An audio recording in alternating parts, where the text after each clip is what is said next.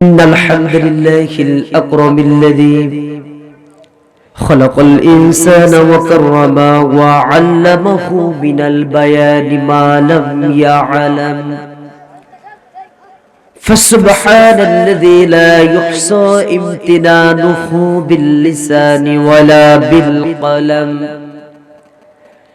نشهد أن لا إله إلا الله وحده لا شريك له ونشهد أن سيدنا وحبيبنا وطبيبنا ومولانا محمدا عبده ورسوله الذي أرسله بالحق بشيرا ونذيرا وداعيا إلى الله بإذنه وسراجا وقمرا منيرا فقد قال الله تعالى في كلامه المجيد وفرقانه الحميد সবাই বলুন আউযু বিল্লাহি মিনাশ শাইতানির রাজীম বিসমিল্লাহির রাহমানির রাহিম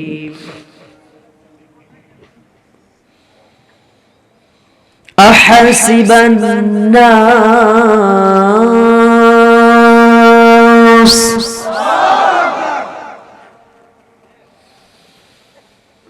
أحسب الناس أن يتركوا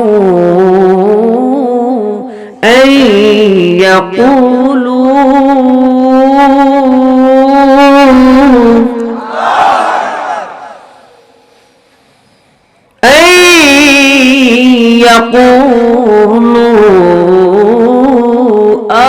آمنا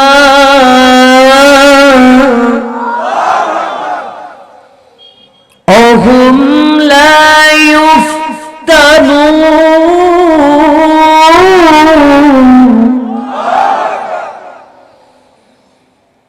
ولقد فتنا الذين من قبلهم فليعلمن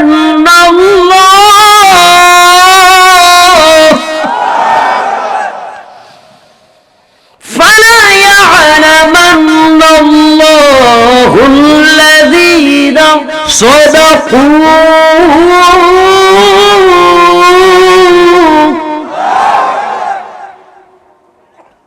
وليعلمن الكاذبين وليعلمن الكاذبين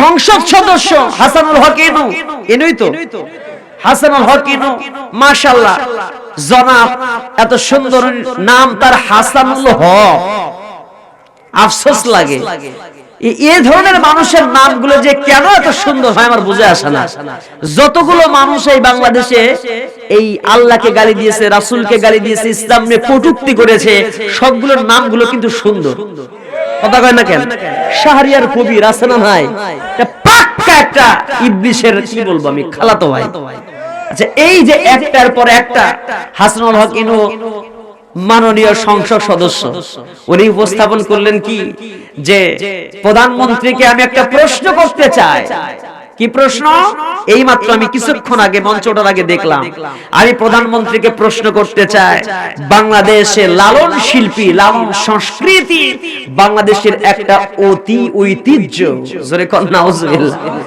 বাংলাদেশের জন্য একটা ঐতিহ্য এই ঐতিহ্যকে ধরে রাখার জন্য প্রধানমন্ত্রীর পদক্ষেপ নেওয়া দরকার গুরুত্বপূর্ণ পদক্ষেপ নেওয়া দরকার এই লালন শিল্পী যেন বাংলার জমিন থেকে নষ্ট না হয় চিন্তা করতে পারেন আপনি চিন্তা করতে পারেন সংসদে বসে শরীয়ত সরকার যে সরাসরি রাসূলকে গালি দিয়েছে, যে অসীম হিন্দুর বাচ্চা যে সরাসরি কি করলো, শরীয়ত সরকার আল্লাহ নবীকে নিয়ে কটাক্ষ করলো, ইসলাম নিয়ে কটাক্ষ করলো, অসীম দাস সরাসরি আল্লাহকে অস্তিত্ব নিয়ে আঘাত হানলো, বলল গুরু বড় আল্লাহর চাইতে।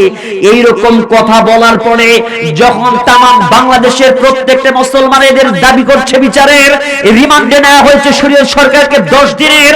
আর সেই সময় নিজেকে মুসলমান দাবি করার পরে এই ব্যক্তি যদি তার পক্ষে সাফাই গিয়ে তার মুক্তি কামনা করে আসে নিজেকে মুসলমান দাবি করতে পারে, আমরা মুসলমান তাকে মানতে পারি না। ও পাক্কা একটা ওই দলেরই গ্রুপ, কথা বলেন ঠিক কিনা?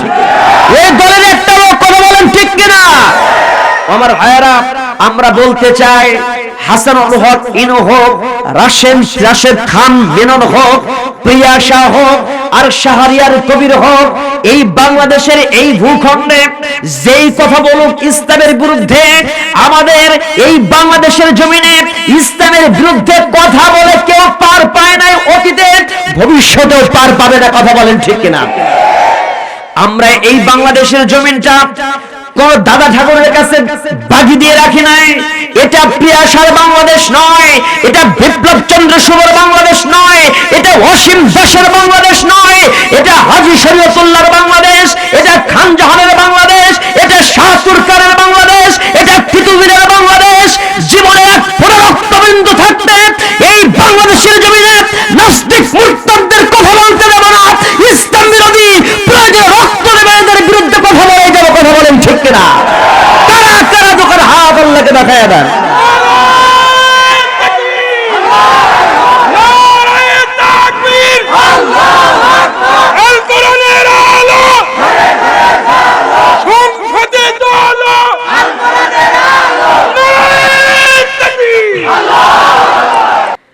আমাদের মুমিনদের মা উম্মুল মুমিনিন আম্মা জান হযরতে আয়েশা সিদ্দিকা রাদিয়াল্লাহু তাআলা আনহা, ওনার ঘরে রাসূল করিম সাল্লাল্লাহু আলাইহি ওয়াসাল্লাম অবস্থান করলেন কিছুক্ষণ। এরপরে বিদায় নিয়ে ঘর থেকে বেরিয়ে গেলেন। কিতাবুল মাগাজিতে হাদিস এসেছে, রাসূল করিম সাল্লাল্লাহু আলাইহি ওয়াসাল্লাম ঘর থেকে বেরিয়ে চলে যাচ্ছিলেন একটা পাহাড়ের পাদদেশের দিকে। আম্মা জান হযরতে আয়েশা সিদ্দিকা রাদিয়াল্লাহু তাআলা আনহা সেটা অপলক দৃষ্টিতে তাকিয়ে দেখছিলেন। সুবহানাল্লাহ বলবেন না? স্বামী ঘর থেকে বিদায় হয়, স্ত্রী দরজার দুয়ারে দাঁড়িয়ে দাঁড়িয়ে স্বামীকে দেখতে থাকে, স্বামী কত দূর যায়। কতটা ভালোবাসা, কতটা মহব্বত থাকলে এমনটা হয়, ঠিক না? কি ভালোবাসা ছিল তাদের, আর আমাদের ভিতরে কি, তাই না? আম্মা জান হযরতে আয়েশা সিদ্দিকা রাদিয়াল্লাহু তাআলা আনহা ঘর থেকে দেখলেন রাসূল ঘর থেকে বের হয়ে যাচ্ছেন। ঘর থেকে বের হওয়ার পরে পাহাড়ের পাদদেশের দিকে আল্লাহর নবী যখন হাঁটি হাঁটি পা পা করে এগিয়ে চলে গেলেন, পাহাড়ের পাদদেশে অবস্থান করলেন। অনেকগুলো সাহাবীদেরকে পাশে নিয়ে তিনি সুন্দর করে বসে কোরআনুল কারীমের দর্শ দিলেন, কোরআনুল কারীম থেকে আলোচনা করলেন, তাফসীর করলেন, কোরআন শিক্ষা দিলেন। হযরত আয়েশা সিদ্দিকা রাদিয়াল্লাহু তাআলা আনহা সুন্দর করে দেখছিলেন রাসূল সেই জায়গায় যখন কোরআনুল কারীম থেকে আলোচনা করছেন। আসমান থেকে রহমতের বৃষ্টিগুলো, আসমান থেকে বৃষ্টিগুলো ঝরে ঝরে নবীজির শরীরের মধ্যে পড়ছে, বলেন সুবহানাল্লাহ। নবীজির শরীরটা ভিজে যাচ্ছে। এই দৃশ্য দেখলেন আল্লাহ রাসূল পাহাড়ের পাদদেশ থেকে একটি পর্যায়ে যখন ফিরে আসলেন, হযরত আয়েশা সিদ্দিকা রাদিয়াল্লাহু তাআলা আনহা এর ঘরে তাশরীফ ফরমাইলেন। হযরত আয়েশা সিদ্দিকা রাদিয়াল্লাহু তাআলা আনহা সুন্দর করে একটা গামছা পরিষ্কার করে দেওয়ার জন্য, নবীজির শরীর ভিজে গেছে এই জন্য তিনি কাপড় রেডি করলেন, মাথা মুছে দেবেন, শরীর মুছে দেবেন বলে ঘরের মধ্যে নবীজি আসলেন। ঘরের মধ্যে নবীজি আসার পরে তিনি দেখতে পেলেন আল্লাহর নবীর মাথা থেকে পা পর্যন্ত এমন কোন জায়গা নেই যার মধ্যে এক ফোঁটা বৃষ্টির পানি দেখা যাচ্ছে। জোরে বলেন সুবহানাল্লাহ। বৃষ্টির পানি নেই। জিজ্ঞেস করা হলো, ইয়া রাসূলুল্লাহ, আমি যখন দূর থেকে দেখছিলাম আপনি সুন্দর করে সেখানে বসে বসে, চাঁদনি রাত ছিল, আকাশের চাঁদ আর চাঁদের রাত্রিতে আপনি সুন্দর করে বসে কোরআনুল কারীমের তাফসীর করছিলেন। আমি দূর থেকে দেখলাম আপনি সাহাবীদের নিয়ে আলোচনা করছিলেন, আর আসমান থেকে বৃষ্টি ধারাগুলো বাড়ি ধারা প্রবাহিত হচ্ছে। আমি দূর থেকে দেখলাম, কিন্তু হুজুর গো, আমি জানতে চাই আপনার শরীরের মধ্যে এক ফোঁটা বৃষ্টির পানি কেন দেখা যায় না? আল্লাহ নবী বললেন, আয়েশা রে, তুমি তো জানো না রে আয়েশা, وَإِذَا قُرِئَ الْقُرْآنُ فَاسْتَمِعُوا لَهُ وَأَنصِتُوا لَعَلَّكُمْ تُرْحَمُونَ। ওরে আয়েশা, তুমি তো জানো না, যখন কোরআনুল কারীমের যখন কোরআন তেলাওয়াত করা হয়, ওয়াইদা যখন তুলিয়াত তেলাওয়াত করা হয় কোরআনুল কারীমের আয়াতগুলো কি, আর চুপটি করে কোন আল্লাহর বান্দা যদি সেই কোরআনুল কারীমের তেলাওয়াত শুনে, তাফসীর শুনে, ব্যাখ্যা বিশ্লেষণ শুনে, আল্লাহ রাব্বুল আলামিনের পক্ষ থেকে রহমতের বাড়িধারাগুলো তাদের উপরে সাকিনা আকারে প্রবাহিত হতে থাকে। জোরে বলেন সুবহানাল্লাহ। বর্ষণ হতে থাকে তাদের উপরে রহমতের বৃষ্টি। আয়েশা রে, রহমতের বৃষ্টি তো চোখে দেখা যায়, রহমতের বৃষ্টি তো এমন তুমি তো দেখতে পেয়েছো আয়েশা, কিন্তু এই রহমতের বৃষ্টি শরীরের মধ্যে পড়ে, কিন্তু সেই বৃষ্টি দিয়ে কাপড় ভেজে না। বলেন সুবহানাল্লাহ। আমার ভাইয়েরা, সেই রহমতে একটা জায়গায় আমরা বসেছি, তাদারুসুল ইলমি সাআতান মিনাল লাইলি খায়রুম মিন ইহইয়াইহা। আল্লাহু আকবার বলবেন না? কিছু সময় কোরআনুল কারীমের দর্স হলে পড়ে সারা রাত জেগে জেগে নফল নামাজ পড়বে, এতে যে পরিমাণ সওয়াব, তার চেয়ে বেশি সওয়াব আল্লাহ তাকে দেবেন কোরআনুল কারীম নিয়ে গবেষণা করলে, কিছু সময় কোরআনকে দিলে, কোরআনের দর্স করলে। সুবহানাল্লাহ বলবেন না? আমার ভাইয়েরা, সেই মজলিসে আমরা বসেছি, রাসূল করিম সাল্লাল্লাহু আলাইহি ওয়াসাল্লাম দেখতে পেলেন দুইটা মজলিস। ভালো করে খেয়াল করেন, একটা মজলিসে সুবহানাল্লাহ আলহামদুলিল্লাহ জিকির হচ্ছে, আর একটা মজলিসে কোরআনুল কারীম নিয়ে আলোচনা হচ্ছে, কোরআনের দর্স হচ্ছে, কোরআন নিয়ে আলোচনা হচ্ছে। জিবরাইল বলেন, ইয়া রাসূলুল্লাহ, আপনি এই মজলিসে বসে যান যেই মজলিসে কোরআনুল কারীমের দর্স হয়। সুবহানাল্লাহ বলবেন না? আমার ভাইয়েরা, রাসূল করিম সাল্লাল্লাহু আলাইহি ওয়াসাল্লাম সেখানে বসে গেলেন। এইটাই উত্তম, ওই সুবহানাল্লাহ আলহামদুলিল্লাহ জিকিরের চাইতে কোরআন নিয়ে গবেষণা হবে, এইটাই উত্তম। সুবহানাল্লাহ বলবেন না? আরেকটা হাদিসে রাসূল করিম সাল্লাল্লাহু আলাইহি ওয়াসাল্লাম দেখতে পেলেন, রাসূল বলছেন, একটা গাছ ঝাঁকি দেয়া হলো, গাছের পাতাগুলো ঝরে পড়লো। এই যে এই সময়টা, যে সময় আমরা অবস্থান করি, শীতের দিনে গাছ ঝাঁকি দিলে পাতা পড়ে না, পাতা পড়ে যায়। আল্লাহ নবী বলেন, যদি কোনো মানুষ সুন্দর করে কোরআনুল কারীম শুনে, চুপটি করে বসে থেকে শুনে, তাহলে তার অন্তরটা মোমের মতো নরম হয়ে যায়, আর তার জীবন থেকে গাছের পাতার মতো করে গুনাহগুলোকে আল্লাহ ঝরিয়ে দেয়। একটু জোরে বলেন না সুবহানাল্লাহ। আমার ভাইয়েরা, কিন্তু আজকে সেই রহমতি মাহফিল, সেই বরকতি পবিত্র মাহফিল গুলোকে বানচাল করে দেওয়ার জন্য এক শ্রেণীর নাস্তিক মুরতাদ আছে না নাই? কথা বলেন, আছে না নাই? আফসোস, পরিতাপের বিষয়, আমরা আলেম ওলামা যখন কোরআনুল কারীম থেকে হক কথাগুলো বলা হয়, কোরআনুল কারীমের তাফসীর যখন করা হয়, মানুষকে আল্লাহর পথে ডাকা হয়, এই পথে হাজারো প্রতিবন্ধকতা, বক্তাকে মঞ্চে এসে থ্রেট পর্যন্ত করা হয়, আছে না নাই?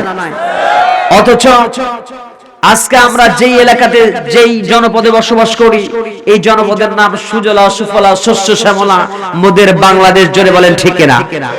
এই বাংলাদেশের জমিনে, এই বাংলাদেশ ওলি আল্লাহদের বাংলাদেশ, এটা শহীদ গাজীর পূর্ণভূমি, এটা শাহপুর খানের বাংলাদেশ, এটা শাহজালালের বাংলাদেশ। এই বাংলাদেশের জমিনে কোরআনুল কারীমের হক কথা হবে, এটাই শোভা পায়। কিন্তু আমরা বারবার দেখতে পেয়েছি, যখন পিয়াসার মতো কুলাঙ্গারের দেশদ্রোহী কথা বলে, বিপ্লব চন্দ্র শুভর ইসলাম বিধ্বংসী কথা বলে, রাসূলকে গালি দেয়, তখন তাদের বিপক্ষে মামলা হয় না।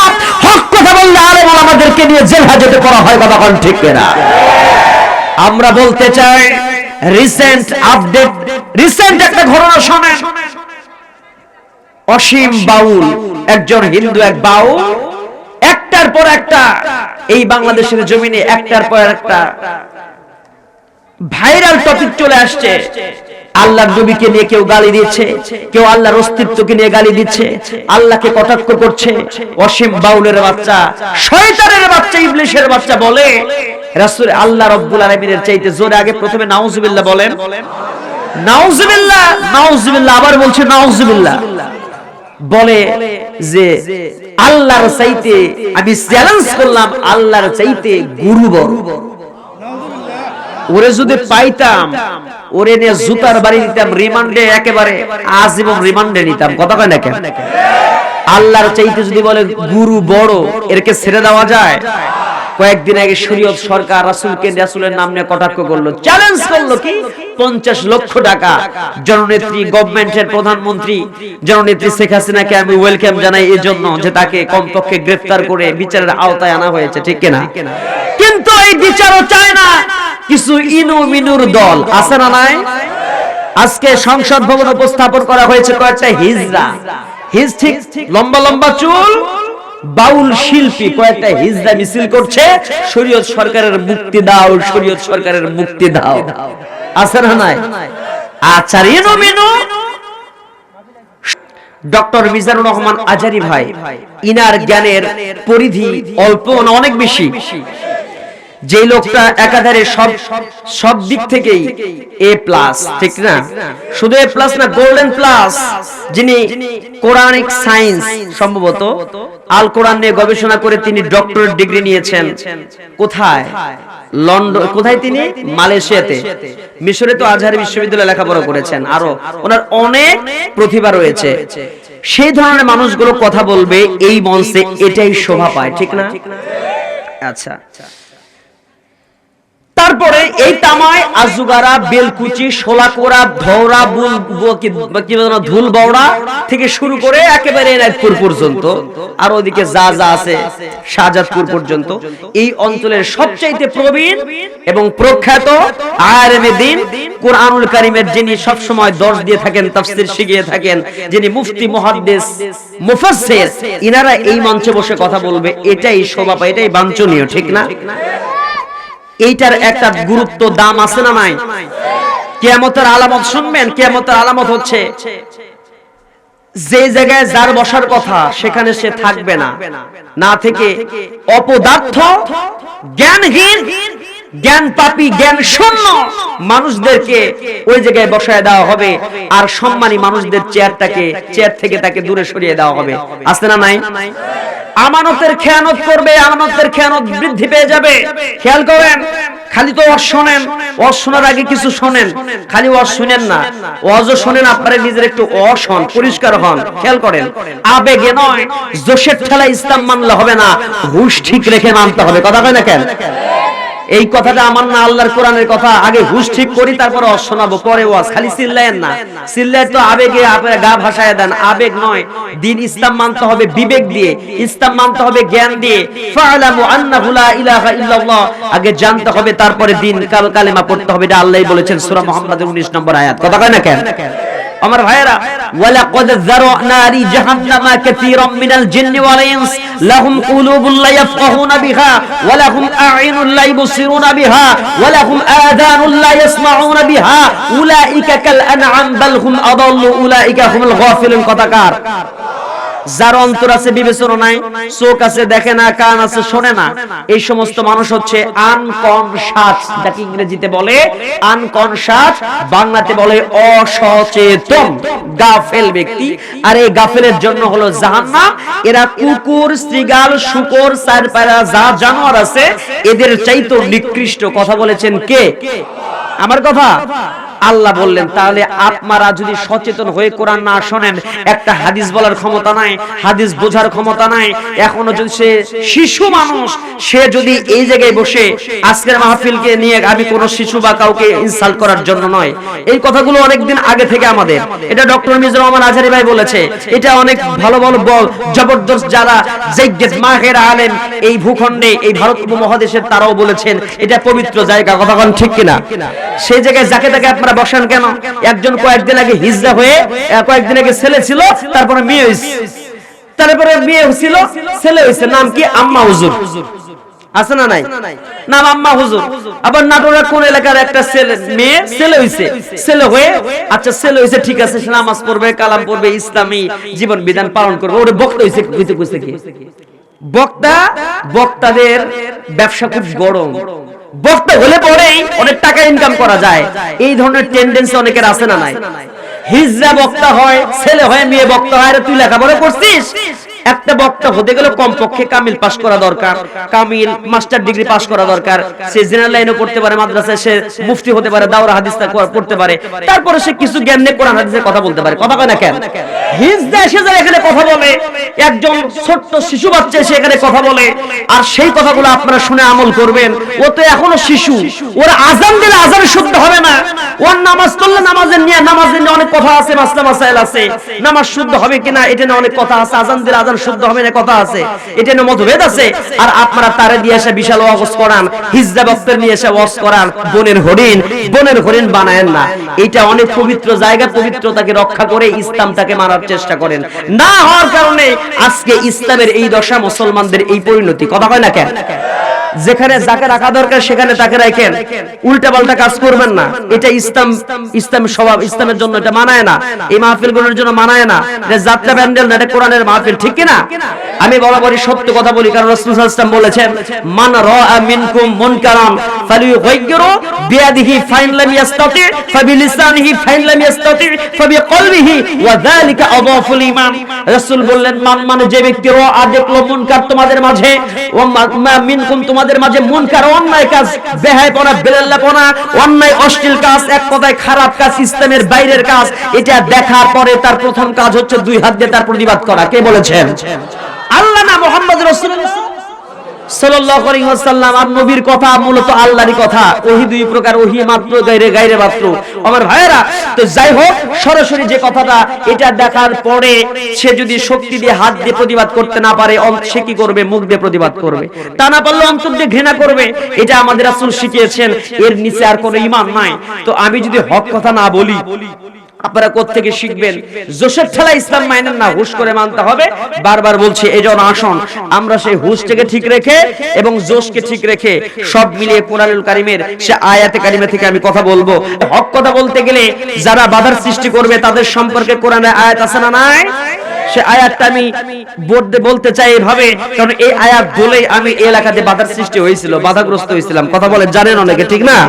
আমি শুধু বলেছিলাম, আল্লাহ রাব্বুল আলামিন জানিয়ে দিয়েছেন, وَإِذَا تُتْلَى عَلَيْهِمْ آيَاتُنَا بَيِّنَاتٍ تَعْرِفُ فِي وُجُوهِ الَّذِينَ كَفَرُوا الْمُنكَرَ يَكَادُونَ يَسْطُونَ بِالَّذِينَ يَتْلُونَ عَلَيْهِمْ آيَاتِنَا। আল্লাহ বলছেন, ওয়াইজা তুতলা আলাইহিম আয়াতুনা, যখন কোরআনুল কারীম থেকে হক কথা বলা হয়, কোরআনুল কারীম থেকে আলোচনা, কোরআনুল কারীমের আয়াত তেলাওয়াত করা হয়, এক শ্রেণীর মানুষ দেখবেন তাদের চোখে মুখে অসন্তুষ্টির চিহ্ন ফুটে ওঠে, তাদের কোরআনুল কারীমের আয়াত সহ্য হয় না। এ কথা বলে কেন? আছে না নাই? কোরআনের কথা, হক কথা বললে তার গা জ্বলে, অন্তরটা জ্বলে পুরো সারকার হয়ে যায়। আর দেখবেন এরকম কিছু মানুষ হক কথা বলার কারণে আক্রমণাত্মক ভাবে এগিয়ে এসে ওই বক্তাকে, হুজুরকে, আলেমকে, হকপন্থী মানুষকে ফেক পর্যন্ত করে মঞ্চে এসে। কথা বলে কেন? আছে নাই? আমার ভাইয়েরা, ইসলামের কথা শোনার পরে যেই ব্যক্তি হকপন্থী মানুষদেরকে থ্রেট করবে, হকপন্থী মানুষের কথাগুলোর বাধার সৃষ্টি করবে, আল্লাহর কসম করে বলি, নাম তার মুসলমানের মতো হতে পারে, কার্যক্রম যা করেছে সব আবু জেহেলের মতো। বলেন ঠিক কিনা? আরো জোরে কথা বলেন, ঠিক কিনা? এই সমস্ত মানুষ মরলে পরে এদের জন্য জাতি সুন্দর করে দোয়া করবে না, এদের জন্য মিনহা খলাকনাকুম ওয়া ফিহা নুঈদুকুম হওয়ার পরে দোয়া করবে, আল্লাহ কবরে তুমি বাটাম ফাটাইও। কথা না কেন? কষ্ট পাইলেন? কয়দিন ক্ষমতা আজীবন কারো থাকে? ক্ষমতা আজীবন কারো থাকে না, সবকিছুর একটা নির্দিষ্ট সময় পড়ে সেটা এক্সপায়ার হয়ে যাবে, ডেট ফেল হয়ে গেলে পরে সব শেষ হয়ে যাবে। আল্লাহ একটা মেয়াদ দিয়েছে, মেয়াদ উত্তীর্ণ আর চলবে না। আপনার ক্ষমতার একটা মেয়াদ আছে, এই মেয়াদ যখন এক্সপায়ার হয়ে যাবে, ডেট ফেল হয়ে যাবে না, তখন সব জাতি আস্থা করে নিক্ষেপ করবে। কথা কয় না কেন? তার প্রমাণ দেব কে আমি? দেখেন আস্থা করে কেমনে জাতি নিক্ষেপ করেছিল। আপনারা ফেরাউনের নাম শোনেন নাই? শুনছেন তো? ফেরাউনের ক্ষমতা কি আজকালকার ডোনাল্ড ট্রাম্পের সাথে কম ছিল না বেশি ছিল? কত বেশি! ফেরাউন সেই জামানার এক কুলাঙ্গা, সে কি করলো? মুসা যাতে আসতে না পারে শত শত না লক্ষ লক্ষ ছোট ছোট কচি বাচ্চাদেরকে জবাই করলো। কত বড় জালেম, ঠিক না? জবাই করার পরেও আল্লাহ রাব্বুল আলামিন তো পৃথিবীতে মুসাকে দিলেন। আপনাদের ঘটনা জানা, শর্ট একটা আনকমন তথ্য দিয়ে খেয়াল করেন। এরপরে ফেরাউন মুসার সাথে পারে না, মুসাকে বলছে, মুসা তোমার বলে এত পাওয়ার, দেখি আসো, জিহাদ হবে, লড়াই হবে এমন একটা ময়দানে, তুমি উপস্থাপক, তুমি ওখানে আসবা, আর আমি জাদুকর হাজির করব ৮০,০০০। কয় হাজার জাদুকর? ৮০,০০০ জাদুকর একদিকে।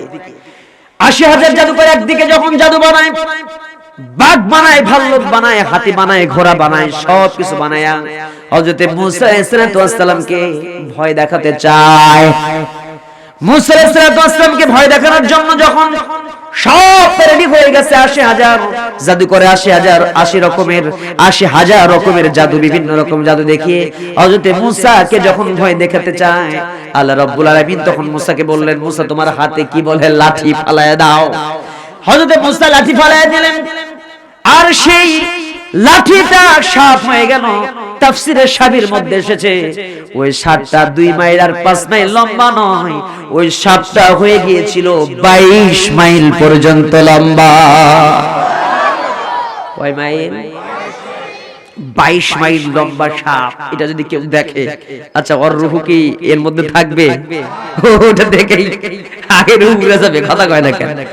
22 মাইল লম্বা সাপ যখন ফেরাউন দেখছে, মুসা আলাইহিস সালামের সেই আল্লাহর দেওয়া মুজিজা সাপ, লাঠি মার্কা সাপ, খালি একবার সাপ দেখবেন জিহ্বা বের করবার ফস ফস করে না, তো ফস ফস করতে ওই বাঘ, ভাল্লুক, হাতি, ঘোড়া, সাপ ওর যা যা আছে, খালি এইবার একবার নিঃশ্বাস নিছে, এরকম এরকম নিঃশ্বাস নেওয়ার সাথে সাথে ওখানকার যতগুলো ছিল সাপ, বাঘ, ভাল্লুক, সব সাপের পেটের মধ্যে, সুবহানাল্লাহ কবেন না, সব সাপের পেটের মধ্যে উঠে গেছে। সাপ তখন ফেরাউনকে বলতেছে, হাল মিম্মাজি, ওরে বেটা ফেরাউন, তোর এত হাতি ঘোড়া বানায় দি ৮০,০০০ জাদুকর, ৮০,০০০-এর সব জাদুকরের জাদু শেষ, আরো কি কিছু আছে নাকি আমি খাবো? ফেরাউন যে সিংহাসনে বসছে সেটা শোনে। সিংহাসনটা ৮০ হাত লম্বা, ৮০ কত মিল, ৮০,০০০ জাদুকর, ফেরাউনের সিংহাসন ৮০ হাত লম্বা। আর ওই সাপটা আল্লাহ তাআলা বানিয়ে দিয়েছেন ওইরকম। ফেরাউন যে সিংহাসনে বসলেন, ওই সিংহাসনের নিচে পায়ের নিচে সাপ রাখলেন একটা ঠোঁট, আর ওই সিংহাসনের মাথার উপরে একটা ঠোঁট রাখছেন, নিচে ৮০ হাত আর উপরে ৮০ হাত। এই জায়গা এত বড় সাপ, এই বিশাল বড় সাপ যখন ফনা পেতে বসে আছে, ফেরাউনের যখন সিংহাসনটা গিলে ফেলবে, ওই সময় সেই সিংহাসন থেকে ফেরাউন লাফ দিয়ে পালায়া দৌড়ায় যখন তার রাজমহলের মধ্যে প্রবেশ করলো, ওই যে ঘরের মধ্যে প্রবেশ করেছে, তাফসীরে সাবির মধ্যে এসেছে একবার দুইবার নয়, ৪০০ বার সে পাতলা পায়খানা করেছে। আল্লাহু আকবার বলেন না? ৪০০ বার পায়খানা খালি যায় আর আসে, যায় আর আসে। ওই যে 22 মাইল লম্বা সাপ দেখছে, ওই সাপ দেখে ভয় পাইছে। আল্লাহু আকবার বলেন। আমার ভাইয়েরা, এখান থেকে কি শিক্ষা দিতে যাচ্ছে জানেন? সেই শিক্ষাটা দিচ্ছে, আরো 2 লাইন যেতে হবে। এই ফেরাউন মিশরের কায়রোর জাদুঘরে আছে না নাই? মিশরের কায়রোর জাদুঘরে কিছু কিছু বর্ণনা পাওয়া যায় 32 হাত 32 ফিট মানে হ্যাঁ লম্বা একটা বাক্সের মাঝে তাকে রেখে দেওয়া হয়েছে শুটকি বানায়া, কিয়ামত পর্যন্ত আল্লাহ রাখবেন। এটা যখন মিশরের মহিলারা দেখতে যায়, তো সেই সময় তাদের যে পায়ের বড় বড় জুতাগুলো আছে, সেই জুতাগুলো দেয় ফিকায় মাইরে দেয়, ওই ফিরাউনের ওই লাশের দিকে ছুঁড়ে মারে, অপমান অবদস্ত করে। আর পাশে হযরত মুসা আলাইহিস সালাম সহ আরো যারা নবীদের ওই জায়গায় কবর আছে, সেই কবরের পাশে গিয়ে এই পৃথিবীর সব মুসলিম উম্মাহগুলো দেখতে যে দোয়া করে। সুবহানাল্লাহ বলবেন না? এখান থেকে শিক্ষা আছে না নাই? ও জালেম, ও ফেরাউনের গোষ্ঠী উত্তরসূরি, তোমাদেরকে বলতে চাই, এই পৃথিবীতে ক্ষমতা দেওয়া হয়েছিল ফেরাউনকে, ক্ষমতা দেওয়া হয়েছিল নমরুদকে। ক্ষমতার অপব্যবহার করার কারণে এই পৃথিবীতে তাদেরও মৃত্যু হয়েছে। তাদেরও জিল্লতের সাথে মৃত্যু হবার পরে দৃষ্টান্ত করে আল্লাহ সুটকি বানায় ফেরাউনকে কায়রের মিশরের জাদু করে রেখে দিয়েছে। কথা বল ঠিক কিনা?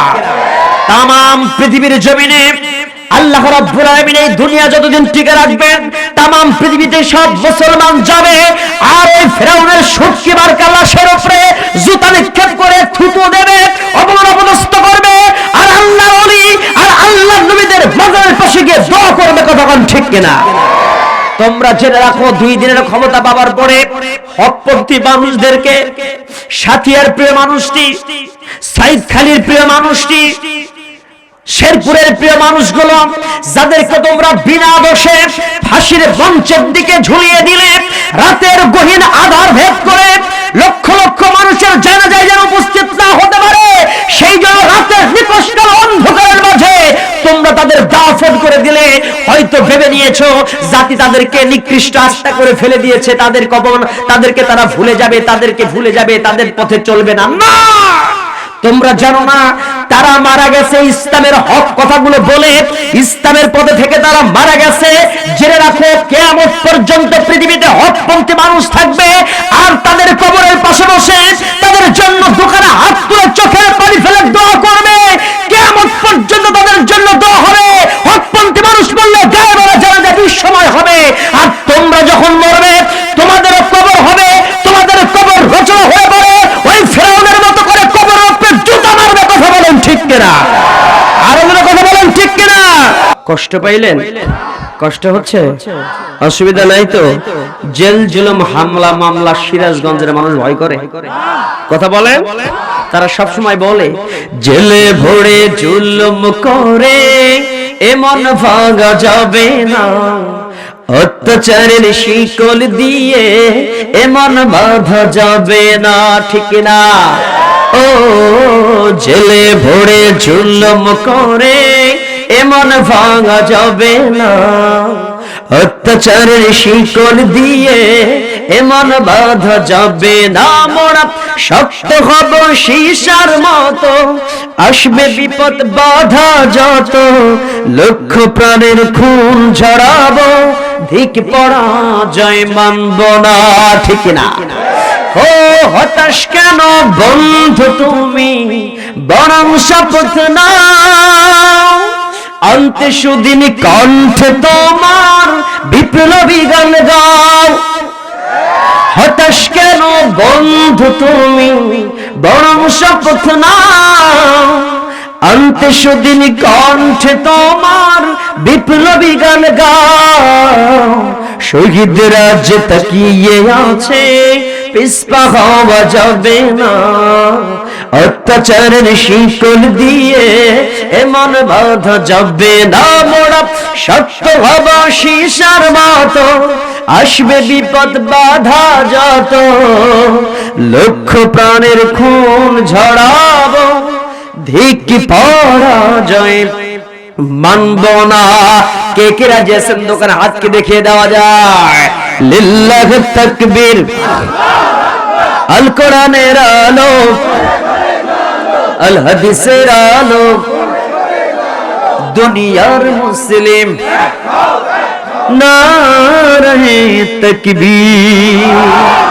জোরে জোরে বলেন আলহামদুলিল্লাহ, জোরে বলেন আমিন। কষ্ট হচ্ছে আপনাদের? কষ্ট হয়? আলোচনা কি চলবে? আমি প্রচন্ড বুকে ব্যথা নিয়েও কথা বলছি হাসি মুখে। আমাদের বক্তাদের অবস্থা কেমন জানেন? আমি কিন্তু জ্বরের ওষুধ খেয়ে ট্যাবলেট খেয়ে মঞ্চে উঠেছি, আমার বুকে ব্যথা নিয়েও আমাকে হাসি মুখে কথা বলতে হচ্ছে। সব কষ্ট দাফন করে কথা বলছি। শুনতে রাজি নাই? শুনবে, কিন্তু তারা শুনতে পাবে না আমার আলোচনাগুলো যাদের হক কথা শুনলে গা জ্বলে, অ্যালার্জি বাড়ে। আছে না? আছে আছে আছে। কারা কারা দেখেন, যারা দু একজন উঠে উঠে যাওয়ার চেষ্টা করবে বুঝবেন তারা ওই গ্রুপের। ওই দেখা যায় তাল গাছ, ওই আমাদের গা, ওইখানেতে বাস করে। আমি বলি ওই ভণ্ড পীরে, আবার বলা যেতে পারে ওই নেতার মুরিদ আছে না নাই? আমার ভাইয়েরা, আচ্ছা বলেন তো, এই পৃথিবীতে কোরআনের কথা এক পাশে, নেতার কথা এক পাশে, মানবেন কোনটা? কথা কয় না কেন? এক পাশে কোন নেতার কথা, নেত্রীর কথা, খাজা বাবা, দয়াল বাবা, কলা খাবা, ল্যাংটা বাবা, সব বাবা একদিকে আর কোরআন একদিকে, মানবেন কোনটা? যদি জীবন চলে যায় তবুও, যদি আপনাকে বলা হয় ফাঁসির মঞ্চে নিয়ে যাওয়া হবে, কোরআন মানলে পরে তবুও আমরা ফাঁসির মঞ্চে হাসতে হাসতে ফাঁসির রশিকে ফুলের মালা বলে মেনে নিতে পারি, বরণ করতে পারি। কোরআন থেকে একচুল পরিমাণ সত্যে রাজি নাই, কথা বলেন ঠিক কিনা? আমার ভাইয়েরা, আসুন সেই কথাগুলো আমি বলতে চাই, ধীরে ধীরে আলোচনায় প্রবেশ করতে চাই। যে আজকে যে আয়াত কারিমা আমি তেলাওয়াত করেছি, সেই আয়াত কারিমা থেকে আসুন আমরা ধীরে ধীরে চলে যাই। আয়াতটা আপনাদের কমন আয়াত, এই আয়াত সম্পর্কে আপনাদের অনেকেরই জানা আছে। আসুন সেই আয়াত থেকে আমরা প্রেরণা নেব। জাতি, আজকে মুসলমান জাতি বড় কষ্টে আছে, ঠিক না? এই কষ্টের মধ্যে থেকে আল্লাহ নবীর সাহাবীদের জীবন থেকে প্রেরণা নিয়ে, সাহাবীদের জীবনে যে কষ্টগুলো এসেছে, এখান থেকে আমরা অনুপ্রেরণা নিয়ে যদি পথ চলতে পারি, কষ্ট আমাদের কষ্ট বলে হবে না। হযরতে রাসূল করিম সাল্লাল্লাহু আলাইহি ওয়াসাল্লামের উপরে এই আয়াত নাজিল হলো সূরা আনকাবুতের প্রথম দিকের আয়াতগুলো। এই আয়াত নাজিল হওয়ার পরে এই প্রেক্ষাপটটা কেমন ছিল, শানে নজুল কেমন ছিল, একটু আমরা জানবো। এভাবে আসুন প্রথমেই শয়তানের ওয়াসওয়াসা থেকে, কুমন্ত্রণা থেকে পানা আছে, আয়াতটা একটু তেলাওয়াত করে সামনে যাই, অসুবিধা নেই তো?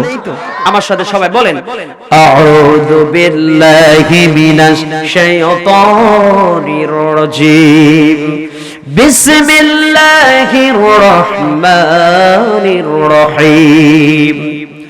أحسب الناس أن يتركوا أن يقولوا آمنا وهم لا يفتنون ولقد فتنا الذين من قبلهم فليعلمن الله الذين صدقوا وليعلمن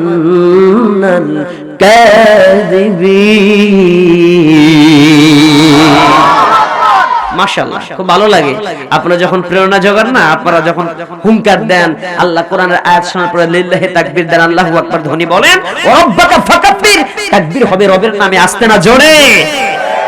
এতে খুশি হয় কে? এবং বক্তার আলোচনা করতেও, গুছিয়ে কথা বলতেও বক্তার ভিতরে একটা সাহস আছে, ঠিক না? এইজন্য আপনারা সাহস জোগাতে রাজি তো? আর একটু আমার জন্য দোয়া করে, আল্লাহ যেন যতক্ষণ কথা বলবো আমাকে শরীরটা সুস্থ করে দিয়ে কিছু কোরআনের কারিমের খেদমত যেন করার তৌফিক দান করেন। আমিন বলবেন না? এই বাসার ভাই একটু জোরে বলেন না আমিন। আমি প্রত্যেক ভাইকে অনেক ভালোবাসি, জানেন সিরাজগঞ্জে অনেক প্রোগ্রাম, আমার আরো অনেকগুলো প্রোগ্রাম রয়েছে, শাহজাদপুর, সিরাজগঞ্জ, বেলকুচি অনেক প্রোগ্রাম রয়েছে। অনেক এই সিরাজগঞ্জের মানুষ আমাকে অনেক ভালোবাসে। সেই আর 5-7 বছর আগে থেকে আমি মাহফিল করি, অনেক প্রোগ্রাম আমার থাকে। প্রত্যেক বছর কমপক্ষে 30টা করে মাহফিল, 30-35 এরকম করে মাহফিল থাকে গোটা সিরাজগঞ্জ জেলায়। তো সেই দৃষ্টিকোণ থেকে তো আমার সিরাজগঞ্জ সম্পর্কে জানাই আছে। আমি এই এলাকার মানুষদেরকে স্পেশালি ভালোবাসি, সবাইকে ভালোবাসা ছড়িয়ে দিয়ে বলি আই লাভ ইউ। আপনারা কি বলেন? ভাই বলতেছে থ্যাংক ইউ। আচ্ছা আচ্ছা, আই লাভ ইউ কি খারাপ? তাহলে হাসতে আমার ভাই আসে কেন? মানে আজকে হয়েছে কি, এই আই লাভ ইউ শব্দটা এমন ভাবে পচে গেছে যে আই লাভ ইউ ভালোবাসা মানে হচ্ছে একটা ছেলে আর একটা মেয়ে পার্কে যাবে, বাদাম ছিঁড়বে, কুটকুট কুটকুট করে মগার মগে বাদাম খাবে না, মানে কুটকুট করে প্রেমিক প্রেমিকা বাদাম খাবে আর বলবে জান পাখি তুমি আমার, আমি তোমার, আই লাভ ইউ। তো ভালোবাসা তো এরকমই নাকি? আসলে এই ভালোবাসা সেই ভালোবাসা না। ভালোবাসার হাদিস আছে না, মুহাব্বত হাদিস শুনবেন, মান আহাব্বা লিল্লাহ, ও মামা থেকে হাদিসটি বর্ণিত, রাসূল সাল্লাল্লাহু আলাইহি ওয়াসাল্লাম বলেছেন মান আহাব্বা লিল্লাহ ওয়া আবগাদা লিল্লাহ ওয়া আ'তা লিল্লাহ ওয়া মানা'a লিল্লাহ ফাকাদ ইসতাকমালাল ঈমান। রাসূল বলেছেন মান আহাব্বা লিল্লাহ, মান মানে যে ব্যক্তি আহাব্বা ভালোবাসবে, লিল্লাহি কার জন্য? আমার ভালোবাসা কার জন্য হবে? আমি যদি বলি আল্লাহ লাভ ইউ, সব না গুনাহ। আমি যদি বিশ্বনবী সাল্লাল্লাহু আলাইহি ওয়াসাল্লামকে ভালোবাসি, বলি মুহাম্মদ রাসূলুল্লাহ সাল্লাল্লাহু আলাইহি ওয়াসাল্লাম লাভ ইউ, সব না গুনাহ। আমি যদি বলি আপনাদেরকে যে আই লাভ ইউ, সব না গুনাহ। এক মুমিন আর এক মুমিনকে ভালোবাসবে, এটাই তো শোভা পায়, ঠিক না? আমি মাকে ভালোবাসবো, বাবাকে ভালোবাসবো, এই ভালোবাসার কথা আমি বুঝিয়েছি। তাতেও আই লাভ ইউ বললে গুনাহ আছে? কিন্তু আমাদের ভালোবাসা যদি এরকম হয়, রাস্তা দিয়ে যাচ্ছে, পিঙ্কি চলেছে একা পথে, সঙ্গী হলে টুট টুট টুট টুট টুট টুট, কথা কয় না আছে না নাই? ওই পিঙ্কির পিছনে যায় যদি আই লাভ ইউ পিঙ্কি, তাহলে ওই জায়গায় সব না গুনাহ। এই ভালোবাসার কথা কিন্তু বলা হয় নাই, এক বিন্দু ভালোবাসা দাও আমি এক সিন্ধু হৃদয় দেব। হুজুররা এগুলো শুনে তো রাস্তাঘাটে রাত 12টা 1টার দিকে যখন বাসায় ফিরি, চায়ের দোকানে এখন তো চা যারা বিক্রি করে, এখন হুজুর না খেজুর দেখার টাইম নাই, মানে চলতেছে চায়ের দোকানে ধুম বাচারে ধুম, কথা কয় না কেন? আছে আছে। তো এগুলার হুজুরদের মুখস্থ করা লাগে না, মুখস্থ যেতে ধরে করায় দেয়। হুজুর এগুলো কি শোনেন না? শোনা লাগে না, যেটা ধরে শোনায়া দেয়। কথা কয় না কেন? আইসক্রিম বিক্রি করলে কেউ ওয়াজ বাজে, ওয়াজ মাঝে মাঝে বাজে, দেখবেন বেশিরভাগ সময় বাজতেছে কি হিন্দি, আর কি আসো গুলি মারো, কথা কয় না কেন? আবার যখন বিয়ে শাদী হয়, বিয়ে শাদী নিয়ে এসে ডিজে পার্টি, ঢাস ঢুস ঢাস ঢুস। এই বিয়ে কি হালাল না হারাম হয়ে যাবে? এই বিয়েটা কি শুদ্ধ হবে? আপনি বিয়েতে এগুলো করবেন না, এগুলো ঠিক না। তো যে কথা বলছি মূলে দিকে যাই। তো আজ মানে আপনাদের মজা দেওয়ার জন্য অনেক কিছু আছে, দিতে পারবো, এত মজা না নিয়ে ফাল ইয়াদহাকু কলিলা ওয়া ইয়াবকু কাসীরা, কতগুলো হাদিস বললাম খেয়াল করেন। পৃথিবীতে আমরা বেশি কাঁদবো আর আখিরাতের জমিনে বেশি। রাসূল এই পৃথিবীতে হেসেছেন বেশি না কেঁদেছেন বেশি? আমরা এখানে কাঁদবো বেশি, আসরের ময়দানে হাসবো। আর সবসময় আখিরাত আর দুনিয়াটা উল্টা, খেয়াল করেন। এই দুনিয়াতে যে লোক চালাক বেশি, মানুষকে সে ঠকায় বেশি, কথা কেন? ভেরি ক্লেভার, হাইরে চালাক ভাই, সেই চালাক। আসলে ও চালাক না, হলো সবচেয়ে পৃথিবীর বোকা। কেমনে জানেন? হাসরের ময়দানে বোকা হয়ে উঠবে যত মানুষকে ঠকাইছে, প্রত্যেকের আমলনামা মানে গুনার আমলনামা তার ঘাড়ে নিয়ে ওকে জাহান্নামে যেতে হবে, কথা কয় না কেন? এজন্য সব দুনিয়া উল্টা, এখানে বেশি সুখ, আখিরাতে বেশি কষ্ট, এখানে বেশি আনন্দ, আখিরাতে বেশি কষ্ট। এই পৃথিবীতে বেশি যারা সুখে থাকবে, ওই জায়গায় জাহান্নামের আযাব ভোগ করবে, এখানে কষ্ট থাকবে, ওই পারে জান্নাতে সুখ করবে। সুবহানাল্লাহ কবেন না? তাহলে এখানে বেশি কাঁদেন না, বেশি হাসেন না, বেশি কাঁদেন, ওখানে আমরা হাসবো, ঠিক না? রাগ করেছেন? আমি কি কাউকে গালি দিয়েছি? পরিবেশটা সুন্দর না? পরিবেশটা অনেক সুন্দর, মাশাআল্লাহ। আপনারা ভালোই বুঝেন, তাহেরের ডায়লগ না? আচ্ছা, জি জি জি, ভাইরাল টপিক তো, আপনাদের একটু হাসানোর জন্য কথাগুলো বললাম, আর কোনো বিষয় আমরা নেব না। যে বলছিলাম খেয়াল আছে তো? কি বলছি বলেন তো? Come to the main point. আমরা মূল এই পয়েন্টের দিকে চলে যাব। পয়েন্ট আউট করেছিলাম, কি বলেন তো? আয়াতে কারিমে তেলাওয়াত করেছিলাম, আল্লাহ কি বলছেন খেয়াল করেন। যে কোনো আলেম কথা বললেই মানা যাবে না, তার কথার মধ্যে ভুল থাকতে পারে কি পারে না? ইনসান মানে ভুল, মানুষ বলে উঠবে না, কথা বলতে দুই একটা মিস্টেক হতে পারে।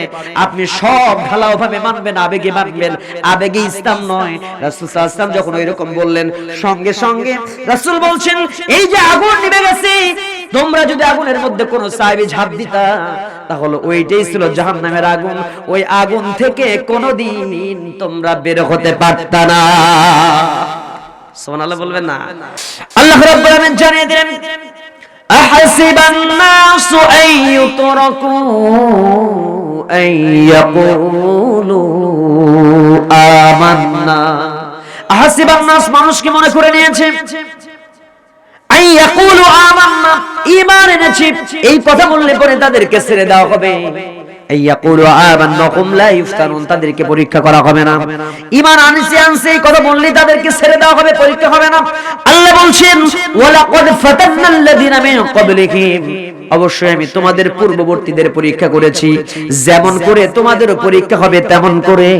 আর জেনে রাখো, আর এই জন্য পরীক্ষা করা হবে, আল্লাযিনা ফালা ইয়ালামান্নাল্লাহু আল্লাযিনা সাদাকু ওয়া লা ইয়ালামান্নাল কাযিবিন। এই যে ঈমানের দাবিতে যারা, কারা সত্যবাদী আর কারা মিথ্যাবাদী, আল্লাহ রাব্বুল আলামিন অবশ্যই সেইটা যাচাই করে দেখবেন। জোরে বলেন ঠিক কি না? পরীক্ষা ছাড়া কেউ জান্নাতে যেতে পারবে না, সবার পরীক্ষা আসবে। ও আমার ভাইয়েরা, পরীক্ষা দিতে হচ্ছে কাশ্মীরের মুসলমানদেরকে, পরীক্ষা আসছে সিরিয়াতে, পরীক্ষা আসছে সিরিয়ার কোন প্রদেশের জমিনে, পরীক্ষা এসেছে এই পৃথিবীতে, এই বাংলার জমিনেও পরীক্ষা এসেছে।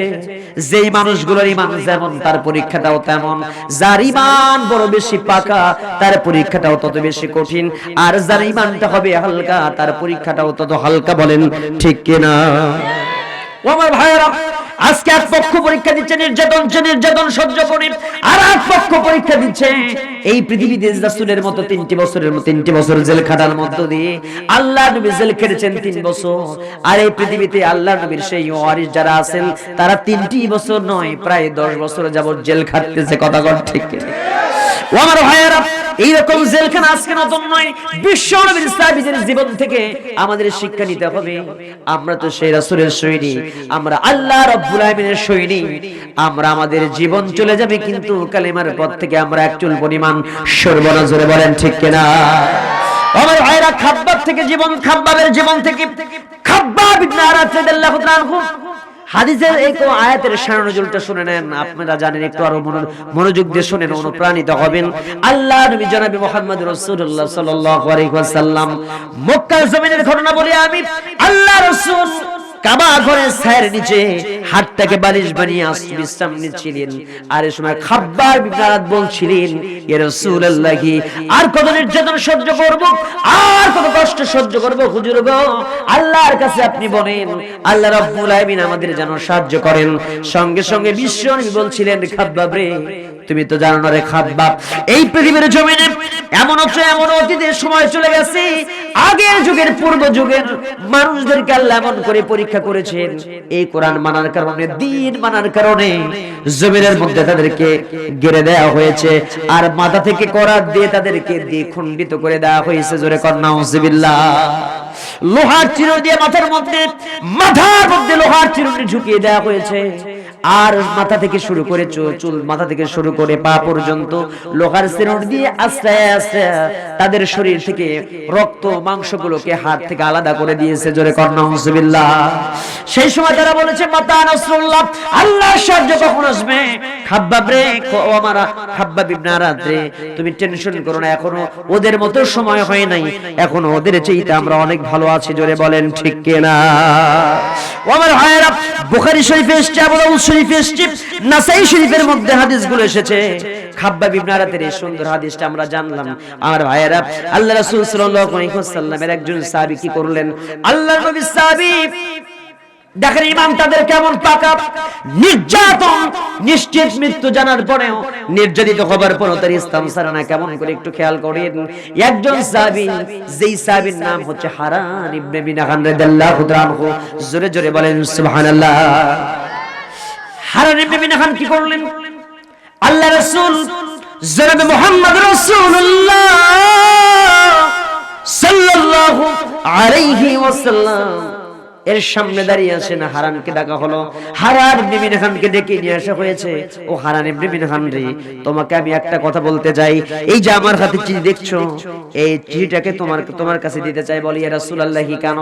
হারান ইবনে মিনহান, তুমি শোনো, ইসলামের শোষিত এই ছায়ার নিচে তামাম পৃথিবীর সমস্ত মানুষগুলো আসুক, এটা আমি যেমন প্রত্যাশা করি।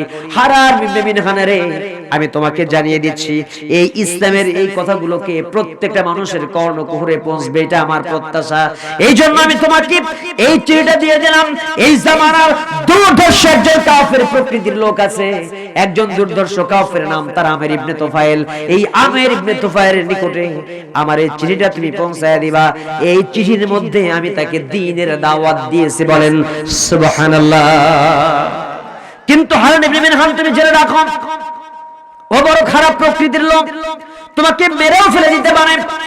হারান ইবনে মিনহান বলছেন, ইয়া রাসূলুল্লাহ, কি আপনি আমাকে চিঠি দিয়েছেন, আমার জীবন চলে যাবে কিন্তু আমি এই চিঠি থেকে এক চুল পরিমাণ পিছপা হব না। ইয়া রাসূলুল্লাহ, কি নিশ্চিত মৃত্যু জানার পরে যেই সাহাবীগুলো ইসলামের প্রচারের জন্য ব্যতিব্যস্ত হয়ে থাকে, আল্লাহ রাব্বুল আলামিন তাদের জন্যই তো রেখে দিয়েছেন জান্নাতুল ফেরদাউস। জোরে বলেন ঠিক কিনা? হারান ইবনে মিনহান কি করলেন? এই চিঠিটা হাতের মধ্যে নিলেন, আর দুইজন সাহাবীকে সাথে নিলেন। দুইজন সাহাবীকে বলছেন, আমার সাহাবী ও আমার সাথীরা, শুনে রাখো, আল্লাহ নবী দুইজন সাহাবীকে সফর সঙ্গী হিসেবে নিয়ে বলছেন, আমি যখন আমের ইবনে তুফাইলের নিকটে চলে যাব, সেজন্য আমাকে মারতে আসে, আমার উপর যদি খারাপ অবস্থা দেখো তাহলে আমার কাছ থেকে নিরাপদ দূরত্বের মধ্যে অবস্থান করবে। আর যদি দেখো আমার পরিবেশটা সুন্দর তাহলে আমার নিকটতম হবে, নিকটবর্তী হয়ে যাবে। এই কথা বলার পরে হারান ইবনে মিনহান তীরটা নিয়ে ওই দুইজন সফর সঙ্গীকে দূরে রেখে দিয়ে আমির ইবনে তুফাইলের নিকটে হাজির হয়ে গেল। জোরে কোন আল্লাহু আকবার।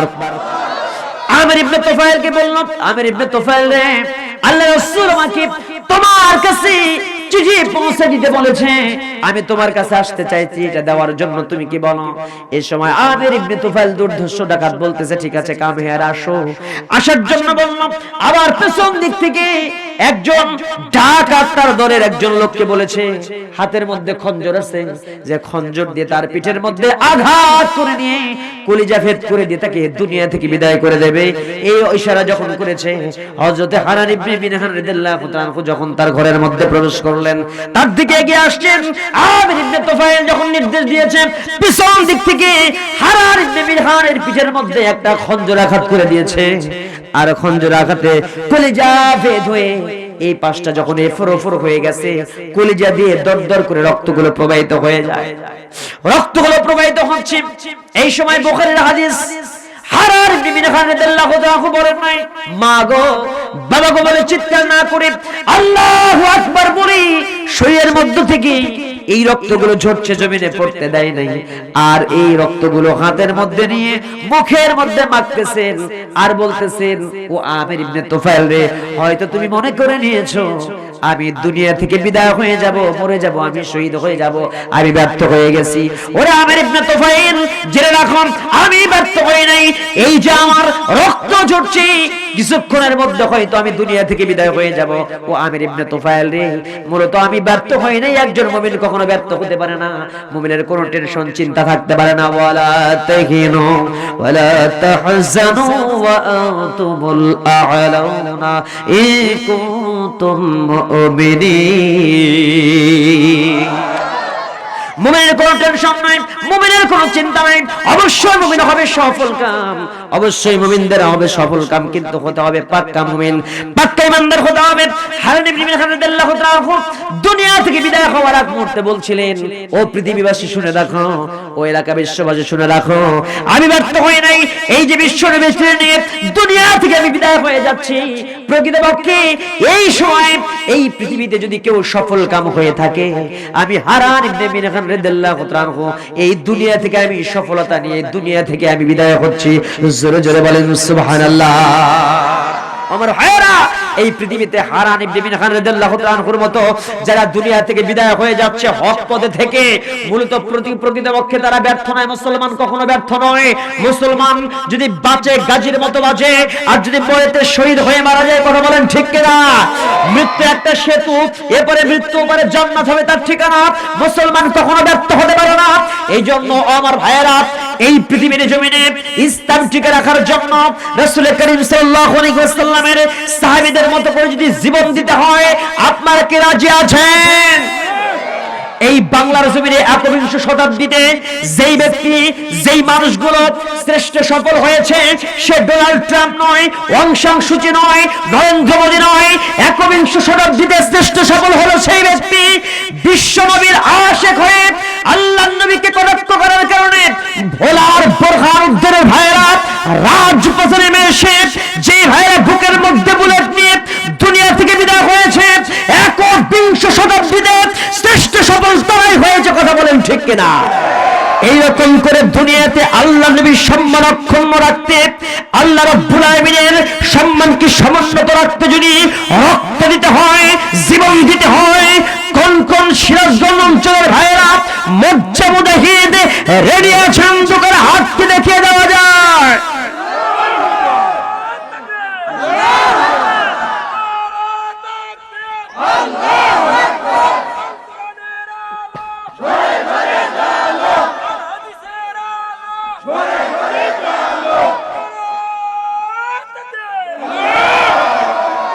জোরে কোন আলহামদুলিল্লাহ।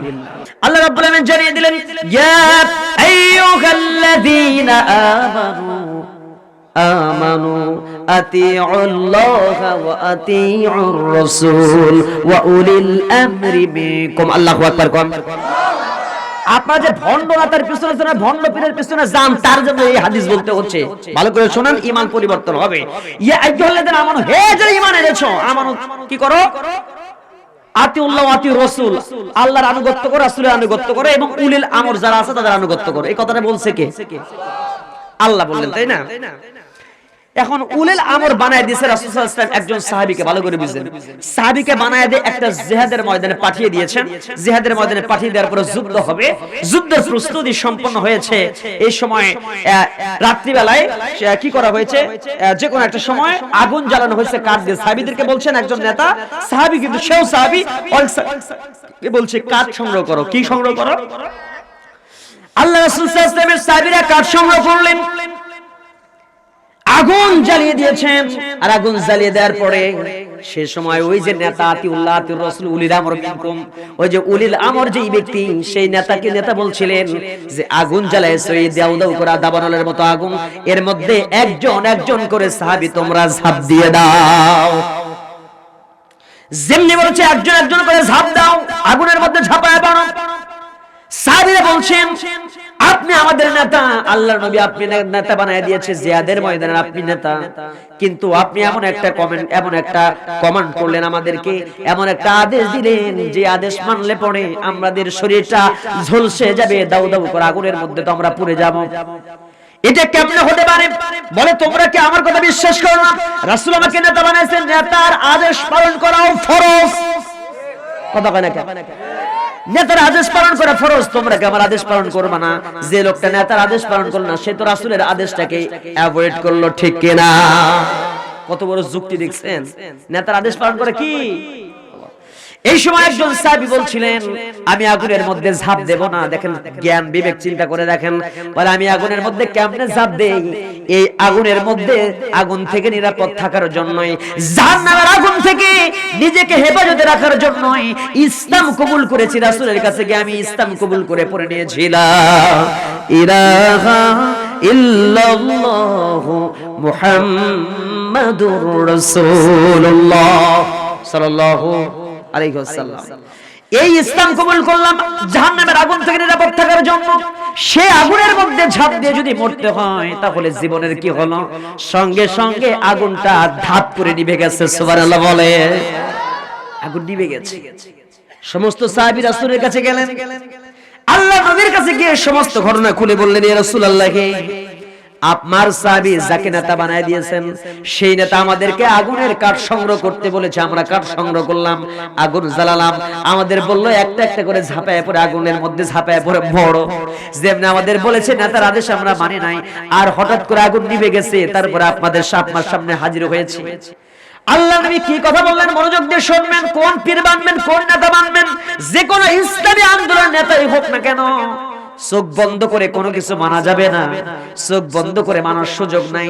আল্লাহ আপনাকে জ্ঞান দিয়েছে, বিবেক দিয়েছে, বিবেচনা দিয়েছে, এই জন্য গাফিল হওয়া যাবে না, কারণ গাফিলদের স্থান হলো জাহান্নাম। ওই যে আয়াতটা আগেই পড়েছি, বালহুম আদাল্লু উলাইকা হুমুল গাফিলুন। চতুষ্পদ জন্তুর চাইতে তারা নিকৃষ্ট, যারা অসচেতন। চক্ষু বন্ধ করে বুজুর্গ বলেছে, পীর সাহেব বলেছে, খাজা বাবা বলেছে, অমক দলের নেতা বলেছে, চোখ বন্ধ করে মানে যারা, জাকির নায়েক বলছে, ডক্টর মিজানুর রহমান আজহারী বলছে, অমক লোক বলছে, যেই বলুক না কেন, সেই কথাগুলোকে আপনারা যাচাই বাছাই করে তারপরে মানতে হবে। যে কোনো আলেম কথা বললেই মানা যাবে না, তার কথার মধ্যে ভুল থাকতে পারে কি পারে না। ইনসান মানে ভুল, মানুষ বলে উঠবে না। কথা বলতে দুই একটা মিস্টেক হতে পারে, আপনি সব ঢালাও ভাবে মানবেন, আবেগে মানবেন, আবেগে ইসলাম নয়। রাসূল সাল্লাল্লাহু আলাইহি ওয়াসাল্লাম যখন এরকম বললেন, সঙ্গে সঙ্গে রাসূল বলছেন, এই যে আগুন নিভে গেছে, তোমরা যদি আগুনের মধ্যে কোন সাহাবী ঝাঁপ দিতা, তাহলে ওইটাই ছিল জাহান্নামের আগুন। ওই আগুন থেকে কোনোদিন তোমরা বের হতে পারতা না। সুবহানাল্লাহ বলবেন না? উচিত কাজ করছো তোমরা, আমার সাহাবীর আদেশ পালন করো নাই, বিবেক খাটাইছো আমার ভাইয়েরা। আর এখন আপনি কোন খাজা বাবা বললো, জাহাজ বাবা বললো যে জাহাজে কইরা জান্নাতে নিয়ে যাবে, একটা হাদিস নাই, কোরআন নাই, দলিল ছাড়া আজগবি মনসুর হাল্লাজের কাহিনী কয়ে মানুষদের বোকা বানানো যাবে না, সেই যুগ চলে গেছে। কথা কয় না কেন? মনসুর হাল্লাজের জেলখানাও নাই, মনসুর হাল্লাও নাই, যে আজগবি কাহিনী বলে মানুষকে আর বোকা বানানো যাবে না। কথা কয় না কেন? দলিল দিলে পরে যুক্তির দরকার হয় না, মানে বিভিন্ন রকমের আকলি দলিল, মানে নিজে থেকে দলিলের কোনো প্রয়োজন হয় না, বিভিন্ন কথা উপস্থাপন করতে হয় না। দলিল কোরআন হাদিস থেকে দেন, আপনার আর বিভিন্ন যুক্তির দরকার হবে না। কথা হয় না কেন আমার ভাইরা? এরকম ভণ্ড উল্টা পাল্টা কথা হকপন্থী মানুষও বলতে পারে, দুই একটা কথা মিস্টেক হতে পারে, আমরা এই কথাগুলো মানবো। আর অধিকাংশ বিমান এগুলো ব্যবহার করে তো টাকাওয়ালারা, আর অধিকাংশ টাকাওয়ালারা হচ্ছে বেলজ্জা। কথা কয় না কেন? যত বেশি শিক্ষিত তত বেশি কাপড় খোলা, যত বেশি টাকাওয়ালা তত বেশি ইসলামের বিরুদ্ধে কাজ করে। কথা কয় না কেন? আর যারা টাকাওয়ালা কম তারাই অনেক ইসলামের পক্ষে আছে। কথা কন না কেন? এই জন্য এদের বিরুদ্ধে আমার ব্যাপক রাগ ওঠে। হাইরে, আল্লাহ তোদের এত নিয়ামত দিল, মানুষ রিকশার উপরে যায় আর তোরা বিমানে উঠে বিভিন্ন জায়গায় ভ্রমণ করিস, এই নিয়ামতের শুকরিয়া যদি তোরা করতে না পারিস, এই বেহায়া বেরেল্লাপনারও বৃদ্ধি পায়। তোদের বাটাম ফাটাবে না, কার ফাটাবে? কথা কয় না কেন? এবারে না সফরে বাইরে সব না কক্সবাজার নিয়ে যায়, বউ আর প্রেমিকা নিয়ে যায়, বুঝছেন? কক্সবাজারে আসতেছে, আমার আব্বা আসছে, বউরে নিয়ে গিয়ে প্রেমিকাকে নিয়ে গিয়ে বেহায়া বেয়াদব বেকেল বেলজ্জা বেশরম আর দুই চারটা থাকলে আমি বলতাম, মনে নাই? চিন্তা করেন, এই এলাকার লোক অবশ্য যায় না, ভালো মানুষ, সারা জীবন যে ওটারে পর্দা করলো কক্সবাজারে নিয়ে যায় কাপড় চুপুর খুললা, মানে বোরকা খুললা পানিতে নামে গোসল করার জন্য। সুবহানাল্লাহ কোন?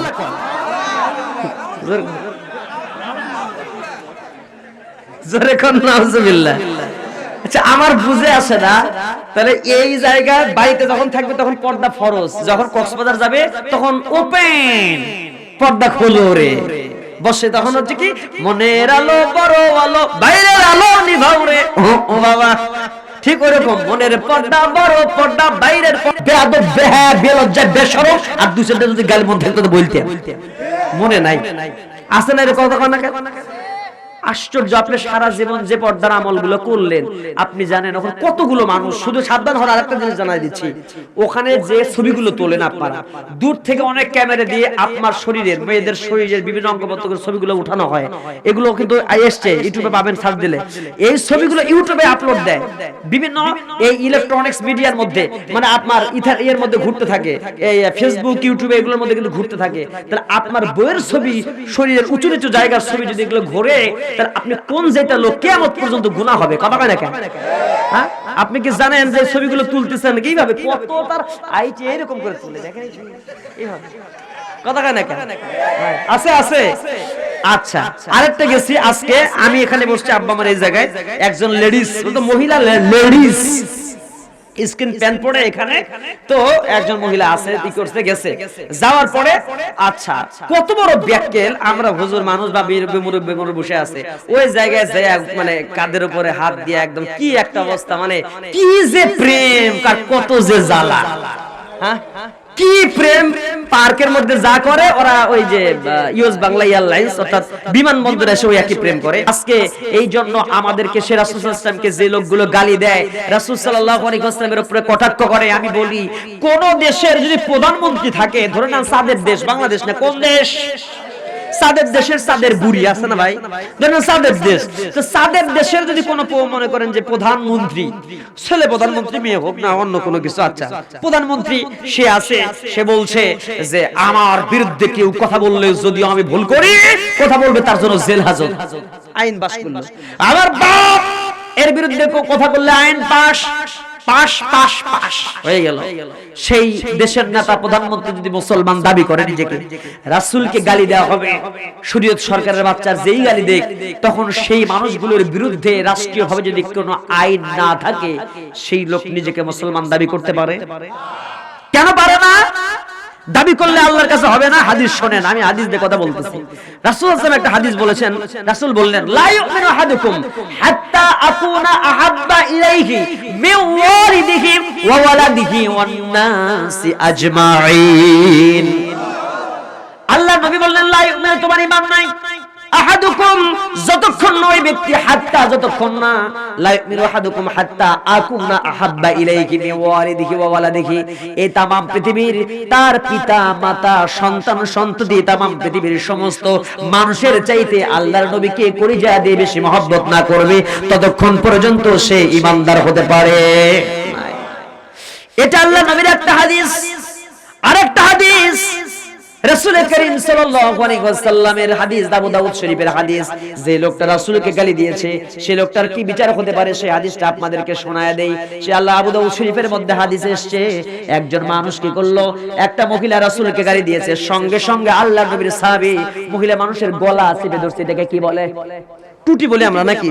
টুটি ধরছে, সাইবা ধরার সাথে সাথে স্তব্ধ হয়ে নিঃশ্বাস বন্ধ হয়ে মারা গেছে। ইসলামের বিধান খুনের পরিবর্তে খুন, রক্তের বদলা রক্ত দিতে হবে, বিচার কেসাসের বিধান কাঠগড়ায় যখন উঠেছে আল্লাহর নবী বলছেন, সাহাবীরা রে, আমার সাহাবী পুরুষ হয়ে একটা মহিলাকে মারছে, ঠিক আছে জানলাম, কিন্তু আমাকে এটাও জানা দরকার এই মহিলা মানুষকে আমার সাহাবী কেন চেপে ধরে কণ্ঠনালীকে বন্ধ করে মেরে ফেলেছে, জানা দরকার আছে না নাই? সঙ্গে সঙ্গে বলো, ইয়া রাসূলুল্লাহ, কি আপনাকে গালি দিয়েছিল মহিলা মানুষ, আমি ধৈর্য ধরতে পারি নাই, এজন্য কণ্ঠনালী ধরেছিলাম, আর কখন মারা গেছে আমি খেয়াল করে নাই। ইয়া রাসূলুল্লাহ, কি এতে যা বিচার হয় আপনি আমার উপরে সেটা কি করে দেন, বলেন সুবহানাল্লাহ। এই বাচ্চা কি হইছে? সমস্যা কি? পেছরা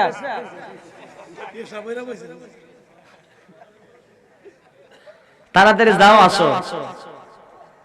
এই মাহফিল থেকে সাধারণ কোন মাহফিল বলছি না, ওয়াইজা কুরিয়াল কোরআন ফাস্তামিউ লাহু ওয়া আনসিতু লাআল্লাকুম তুরহামুন, বলি না? এটা চুপ করে বসে থেকে মনোযোগ দিয়ে কোরআন শুনবে যারা যারা, লাআল্লাকুম, লাআল্লা, লাইতামা, এই যে বিষয়গুলো আশা করা যায় আল্লাহর পক্ষ থেকে আপনাদের উপর রহমত নাজিল হবে। তো আপনি চাও খাবেন, কোরআনও শুনবেন। আচ্ছা, আপনাদেরকে ডায়াবেটিস হওয়ার হয়েছে নাকি একসাথে? ইচ্ছে করলে মাহফিল আসা যায় না, যার উপরে আল্লাহ রাব্বুল আলামিন নেক নজরে তাকাইছে সে আসতে পারছে, কথা কয় না কেন? অনেকে কিরণ মালা দিয়ে বসে আছে না, এই জন্য ইচ্ছে করলে আসা যায় না, ইচ্ছে করলে যাওয়া যায় না। আমরা একসাথে যাবো, রাজি আছেন না? বলতে বলতে 1.5 ঘন্টা প্রায় হয়ে যাচ্ছে, আর কিছুক্ষণ থাকলে কষ্ট হবে, থাকা যাবে না। হ্যাঁ, এই জন্য আমার ভাইয়েরা ওঠাউঠি করা যাবে না, দু একজন একটু প্রস্তাব লাগতে পারে, মানে ও আসলে যমুনার ভাত তো ভেঙে গেলে তো আর মানে প্রস্তাব লাগলে তো আসলে সমস্যাই, তো যাবেন আবার আসবেন, অবশ্য যাচ্ছে আবার আসছে, ঠিক আছে, দু একজন তো একটা অবশ্য হতে পারে। যাই হোক, তাহলে আমি যে হাদিসটা বলছিলাম, কেউ যদি রাসূলকে গালি দেয় তার টুটি টেনে চিপে ধরে জিন্দা দাফন করে দেওয়া, কথা হয় না কেন? রাষ্ট্রীয়ভাবে বিশ্বনবীকে কেউ গালি দিলে পড়ে, শরীয়ত সরকার গালি দেখ আর অসীম দাস গালি দেখ, এই সমস্ত মানুষদের দৃষ্টান্তমূলক শাস্তি দিয়ে ভারতের মঞ্চে ধরা দরকার। এই মতের পক্ষে কে কে আছেন হাত তুলে দেখান। লিল্লাহি তাকবীর। আল কোরআনের আলো, আল হাদিসের আলো, দুনিয়ার মুসলিম জোরে কোন আমিন। তো আমার একটা গান মনে করে রাসূলের, বলবো বলবো বলবো, আমার সাথে কিন্তু আপনাদের বলতে হবে, তাহলে ঘুম যাবে। বলবো, এ যুবক রেডি তো? গলাটা একটু ছাড়েন, বলেন রেডি? মানি না, মানব না, মানতে পারি না, আল্লাহ রাসূলের অবমাননা, আল্লাহ রাসূলের অবমাননা, মানি না, মানব না, মানতে পারি না, আল্লাহ রাসূলের অবমাননা, অবমাননাকারীরা রক্ষা পাবে না, কথা কোন ঠিক? অবমাননাকারীরা রক্ষা পাবে না, মানি না, মানব না, মানতে পারি না, আল্লাহ রাসূলের, বলেন, মানি না, মানব না, মানতে পারি না। বিশ্ব নবীর উম্মতেরা লৌহাতে শামশির, খতম করো আবু জেহেলের নাতিপুতির শাগরিদ, এ কথা কোন ঠিক কিনা? বিশ্ব নবীর উম্মতেরা লৌহাতে শামশির, খতম করো আবু জেহেলের নাতিপুতির শাগরিদ, বিশ্ব নবীর উম্মতেরা লৌহাতে শামশির, খতম করো আবু জেহেলের নাতিপুতির শাগরিদ, নাস্তিকদের আস্তানাতে আগুন জ্বালাও না, কথা বলেন ঠিক কিনা? নাস্তিকদের আস্তানাতে আগুন জ্বালাও না, মানি না, মানব না, মানতে পারি না, আল্লাহ রাসূলের, ও মানি না, জোরে বলেন, মানি না, আল্লাহ রাসূলের অবমাননা, অবমাননাকারীরা রক্ষা পাবে না, অবমাননাকারীরা রক্ষা পাবে না, মানে মানি না, মানব না, মানতে পারি না। আল্লাহ বাংলার বীর মুসলমান জেগে উঠেছে। কথা বলেন ঠিক কিনা? বাংলার মুসলমান এখন জেগে উঠছে, কারণ আগে বিপিএল আইপিএল খেলার ঠেলায় আমরা মাহফিলে লোক পাইতাম না, ঠিক কিনা? আর এখন বিপিএল আইপিএল খেলা পইরা থাকে, গ্যালারিতে দর্শক নাই, ডক্টর মিজানুর রহমান আজারি ভাইয়ের মাহফিলে জায়গা নাই। এই কথা কোন ঠিক কিনা? যুবকরা জেগে উঠেছে, আগামীর বিশ্ব মুসলমানরা শাসন করবে। কথা কোন ঠিক কিনা? ওরা আমাদের হুজুরদের বাস ঢোকায়, আর মানুষ ওই বাস উল্টা পাল্টা কথা কানে লাগায় না। ওরা বাটপার, ওরা সিটার, আর মানুষ শুনে না। না শুনে হকপন্থী মানুষগুলো বাসের উপরে উঠে অশুনে। কথা কয় না কেন? আছে না নাই? বাংলার বীর মুসলমান জেগে উঠেছে, ঠিক না? বাংলার বীর মুসলমান জেগে উঠেছে। লেজ গুটিয়ে নাস্তিকদের পালাতে হবে। বাংলার বীর মুসলমান জেগে উঠেছে, লেজ গুটিয়ে নাস্তিকদের পালাতে হবে। বাংলার বীর মুসলমান জেগে উঠেছে, লেজ গুটিয়ে নাস্তিকদের পালাতে হবে। নইলে তাদের হবি আজি কবর রচনা, নইলে তাদের হবি আজি কবর রচনা। মানি না, মানব না, মানতে পারি না। আল্লাহ ও মানি না, মানব না, মানতে পারি না। বিশ্ব নবীর ব্যঙ্গ করে বানাইলো সিনেমা। আছে না নাই? বিশ্ব নবীর ব্যঙ্গ করে বানাইলো সিনেমা। এর জন্য দায়ী থাকবে বারাক ওবামা। বিশ্ব নবীর ব্যঙ্গ করে বানাইলো সিনেমা, এর জন্য দায়ী থাকবে বারাক ওবামা। বুশের মতো জুতা খাইতে দেরি হবে না। তখন ঠিক না? বুশের মতো জুতা খাইতে দেরি হবে না। মানি না, মানব না, মানতে পারি না। আল্লাহ ও মানি না,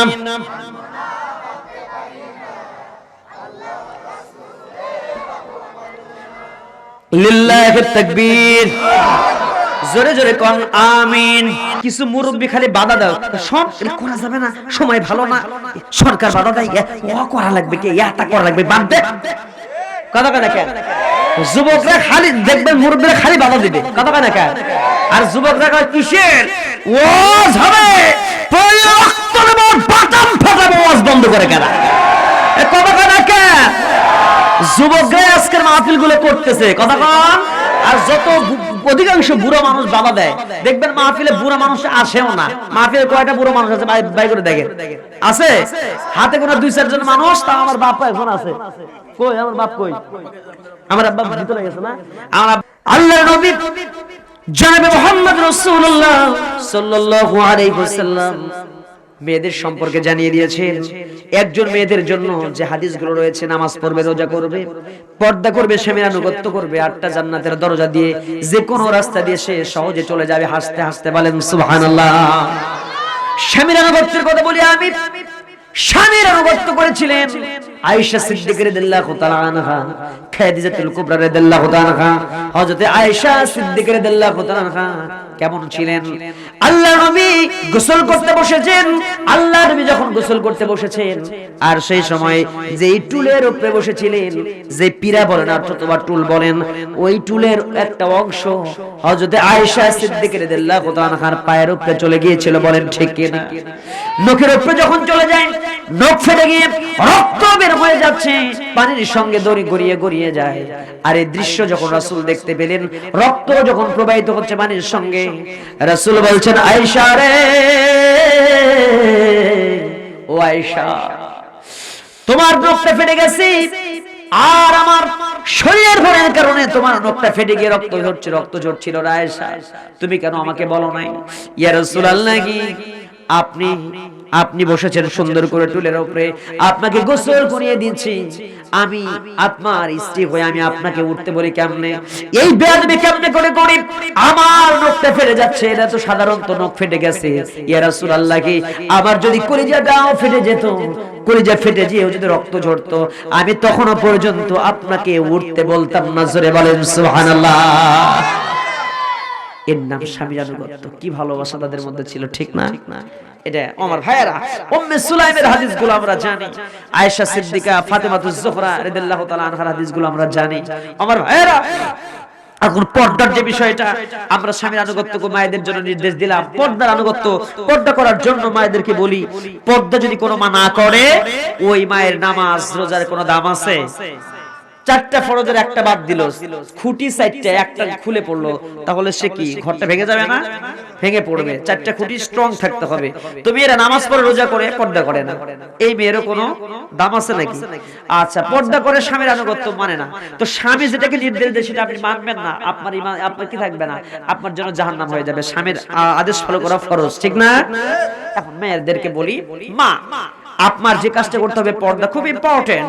রাসূল করিম সাল্লাল্লাহু আলাইহি ওয়াসাল্লাম মেরাজে গিয়েছেন, অনেক মহিলাদেরকে দেখেছেন যে অধিকাংশ মেয়েরা জাহান্নামী। অধিকাংশ মেয়েরা কি জাহান্নামী। একজন মেয়েকে দেখতে পেলেন জাহান্নামের আগুনের মধ্যে, কিছু পুরুষ আর কিছু মহিলাদেরকে আগুনের মধ্যে উলঙ্গ করে জাহান্নামের আগুন দিয়ে তাদেরকে শাস্তি দেয়া হয়। আর আগুন দাউ দাউ করে দিলে আপনাদের জন্য আছে বিষয়টা, দাউ দাউ করে আগুন উঠতেছে জাহান্নামের মধ্যে। যখন আগুনগুলো বলক পাড়ে, যখন উতলিয়ে উঠতেছে, উতলিয়ে উঠে উঠে যখন জাহান্নামের কিনারায় যখন লোকগুলো এরকম আগুনের মধ্যে হাবুডুবু খাচ্ছে, জাহান্নামের কিনারায় এসে যখন সে বের হতে চায়, আবার আগুনটা আস্তে করে নিচের দিকে চলে যায়। নিচের দিকে যখন চলে যায়, এই সময় ওই মানুষগুলো আগুনের সঙ্গে সঙ্গে উলঙ্গ নারী পুরুষগুলো আগুনের দিকে চলে যায়। আবার যখন আগুন উঠলিয়ে ওঠে, আবার আগুনের সাথে সাথে ওই পুরুষ আর মহিলাগুলো উঠে আসে। আল্লাহ নবী জিজ্ঞেস করলেন, জিবরাইলেরা কারা? জিবরাইল বলছেন, ইয়া রাসূলুল্লাহ, আপনার উম্মতের মাঝে যারা হবে জেনা এবং ব্যভিচারের কারণে মহিলা আর পুরুষ, যারা জেনা করেছে পুরুষরা, যারা মহিলারা জেনা করেছে, এই সমস্ত জেনাকার পুরুষ এবং মহিলাদেরকে উলঙ্গ করে জাহান্নামের মধ্যে আগুন দিয়ে শাস্তি দেবে। আপনার উম্মতদেরকে বলেন তারা যেন জেনা থেকে বিরত থাকে। বলেন সুবহানাল্লাহ। জোরে বলেন আল্লাহুম্মা আমিন। ও আমার ভাইয়েরা, আরেকটা হাদিসের মধ্যে রাসূল বললেন, আল্লাহ নবীর মুখনিসৃত বাণী, কিছু মহিলাদের এই স্তনের মধ্যে বর্শি ঢুকিয়ে দিয়ে টান টান করে রেখে দেওয়া হয়েছে, নিজ দিক থেকে আগুন দিয়ে তাদেরকে দাউ দাউ করে আগুন দিয়ে জ্বালানো হয়। জিবরাইলকে জিজ্ঞেস করা হলো, ভাই জিবরাইল, এই মহিলা কারা? ইয়া রাসূলুল্লাহ, আপনার উম্মতের মধ্যে ওই সমস্ত মহিলা যারা এমন বেশভূষা পোশাক পরে, মেয়ে মানুষ হয়ে স্কিন প্যান্ট পরে, মেয়ে মানুষ হলে টাইট ফিটিং গেঞ্জি পরে, আছে না নাই? অধিকাংশ শহরগুলোতে দেখা যায়, গ্রামে কম পাওয়া যায়, ঠিক না? অনেক দূর থেকে উঁচু নিচু জায়গাগুলো, মেয়েদের উঁচু নিচু জায়গাগুলো প্রকাশমান হয়, দৃশ্যমান হয়, আর এতে যুবকের চোখের গুনাহ হয়ে যায়। যুবক দেখি ইফটিজিং এর শিকার হয়ে যায়, ইফটিজিং করে ফেলে, নিজের কন্ট্রোল পাওয়ার হারিয়ে ফেলে, চোখের জানা হয়ে যায় যুবকের। আর যার কারণে এই সমস্ত মেয়েদেরকে এই স্তনটার উপরে কাপড় দেয় নাই, হিজাব দেয় নাই, পর্দা না করার কারণে এই স্তনটাকে যুবককে দেখিয়েছে পৃথিবীর মানুষকে দেখানোর কারণে, ওই মহিলাদেরকে স্তনের মধ্যে বর্শি দিয়ে ঝুলিয়ে রেখে জাহান্নামে আগুনের মধ্যে তাদেরকে শাস্তি দেবে কে? আপনার স্ত্রীকে পর্দা করান, আপনার পরিবারকে পর্দা করান। আপনার স্ত্রীকে পর্দা করাবেন না, আপনার নামাজ কবুল হবে না। আপনি একা নামাজ পড়াবেন। আমি সেই দেখেন কক্সবাজারে গিয়েছি, দেখলাম মাথার মধ্যে টুপি, হুজুর মানুষ, দেখতে হুজুর আসলে কোন কামিল পাস এবং দাওরা পাস করে কোন হুজুরের বউ কিন্তু কক্সবাজারে গিয়ে ওরকম গেঞ্জি পইরা ওরকম সেলোয়ার কামিজ পরে ঘুরবে, কখনো বিশ্বাস করা যায় না। কখনো এটা হয় না, কখনো করে না। এরকম হুজুর তারাই সারা জীবন আকাম কুকাম করে শেষ বয়সে লম্বা দাড়ি, মেহেদি লাগানো দাড়ি, তাবলীগ জামাতে যায়, চিল্লায় যায়, পীরের সহবত নেয়, যায় বাইপাস হইতে জান্নাত পেতে চায়। এই সমস্ত মানুষগুলোকে খেয়াল করে দেখবেন, দেখে মনে হয় বড় বড় আল্লাহর ওলি, জান্নাত থেকে পালায় আসা ওলি। আছে না নাই? খবর নিয়ে দেখবেন এসে এরা হচ্ছে ওই রকম চরিত্রের মানুষ, সারা জীবন এলোমেলো জীবন যাপন করে শেষ বয়সে সাধু সাজে, আলহাজ নামের সামনে লাগে। পরিচয় দেওয়ার আগে বল আমি কিন্তু হজ করে আসছি। পরিচয় দেওয়ার আগে বলবে সালাম আলাইকুম হুজুর ভালো আছেন, আমি 2019 সালে হজে গেছিলাম। প্রথম পরিচয় কি 2019 সালে হজে গেছিলাম। আমি তো আরো 3 বছর আগে হজ করে আসছি। হুজুর হজে গেছিলেন নাকি? তো আগে জিজ্ঞাসা হুজুর ভালো আছেন, হুজুর হজে কে গেছিলেন? মানে প্রথম প্রশ্নই হজ কি রে? তো আমার অন্য কোনো প্রশ্ন না করে হজের কথা আগে কইলো কেন? তার মানে হলো আমি বুঝতে পারলাম কিছুক্ষণ পরে ওই হুজুর আলহামদুলিল্লাহ আপনি যেতে পারেন না, এটা আল্লাহ আমাকে নিয়েছিল। কেবল লাইনে আসলেন, নিজেরটা বলবো দেখে আগে আমারটা জিজ্ঞেস করলো। আছে না এরকম? এ কথা কয় না কেন? এইরকম হাজী সাহেবের হজ কবুল হবে? চিন্তা করে তাহলে করে কি আলহাজ। তাহলে এই যে ভাই হজ করতেন নাকি? আল্লাহ তাওফিক দান করুন, আমিন বলেন। ভাই নামাজ পড়ে তো? নামাজ না, তাহলে লিখতে হবে মুসল্লি মাওলানা জাহিদ হাসান নাকি? আচ্ছা কখন আপনারা লেখেন মুসল্লি মাওলানা জাহিদ হাসান লেখেন নাকি? তাহলে আপনি আলহাজ মাওলানা জাহিদ হাসান লিখবেন কেন? কথা কয় না? নামাজ একটা ইবাদত, রোজা একটা ইবাদত, আপনি লেখেন রোজাদার সলিমুদ্দিন খান কুতকুতি লেখেন নাই? কোনদিন লিখছে? রোজাদার লেখে না, তারপরে আলহাজ কি লেখে না, নামাজি লেখে না, তা আলহাজ লেখেন কি জন্য? ও কয় হুজুর রোজা তো মাত্র না খেয়ে থাকা ইবাদত, 3 থেকে 3.5 লক্ষ টাকা খরচ করে হজ করে আসলাম, এটা কি আবু জেহেলের মতো, মানে এটা কি ওই মক্কা শরীফের আবু বকর ওমরের হজ? হুজুর কতটা টাকা খরচ হয় নাই, এজন্য আলহাজ আবু বকর লেখে না, আলহাজ ওমর লেখে না। আমি হুজুর 3.5 লাখ টাকা খরচ করে হজ করে আসছি, আমার হজ কি গরিব হজ, ধনী হজ? এইজন্য আলহাজ শরীফউদ্দিন কুতকুতি। আছে না নাই? কত বড় হাজী সাহেব, চিন্তা করছেন? এরকম আলহাজ যদি ইচ্ছে করে কেউ লেখে ওর হজ কবুল হবে না? আল্লাহ দেখছে এইরকম হাজী সাহেবরা এই কাজগুলো উল্টাপাল্টা কাজ করে। বইয়ের পর্দা নাই, স্ত্রীর পর্দা নাই, সন্তানের পর্দা নাই, সামনে হুজুর দেখি একটু আমার তো একটু রাগ করে কথা বলা লাগে, কি রাগ করতেছেন নাকি? এইরকম করে ঘুম দেয়, এইরকম করে ঘুমটা দেয়, ঘুমটার ঠেলায় সামনে যদি কোনো সিনেমা হলের পোস্টার করে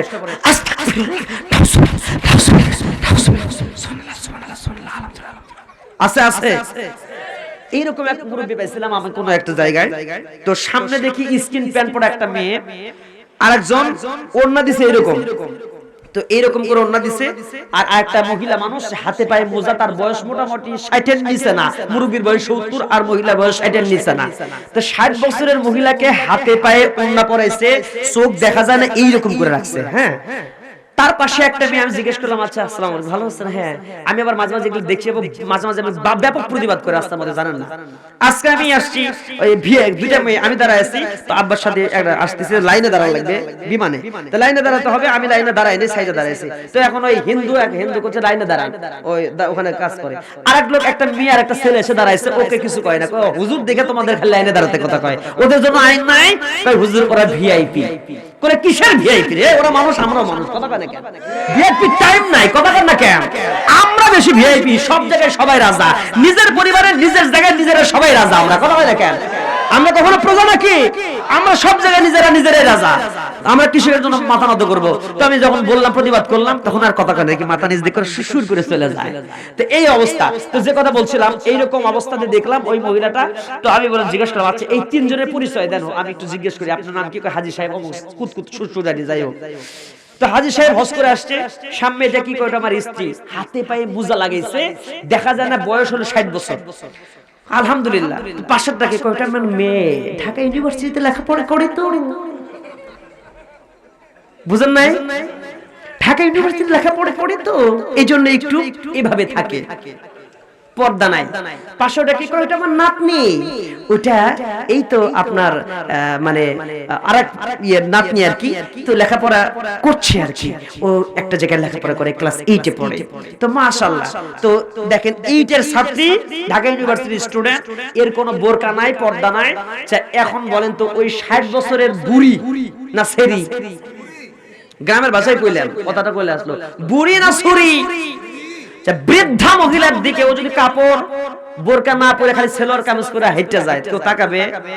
বলবে বন্ধ করেছে, তাকাবে না ওইদিকে, কথা কয় না কেন?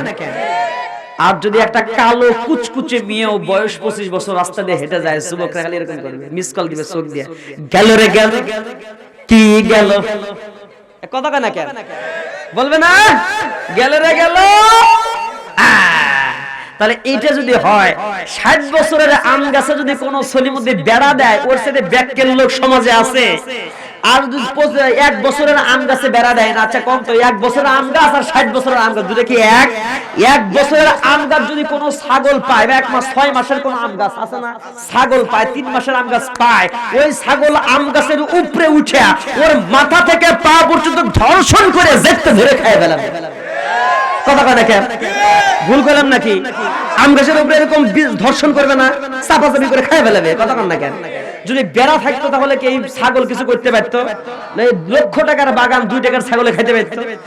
আচ্ছা, তাহলে এইরকম ব্যাককেল যারা বুড়ো বয়সে এসে তারা করে কি পর্দা করায় আর যুবতী মহিলাদেরকে ছাইরা দেয়। তো তোমার মেয়ে ধর্ষণ হবে না, তে কাটতে হবে। তোমার তো ধর্ষণ হওয়া তো দরকার।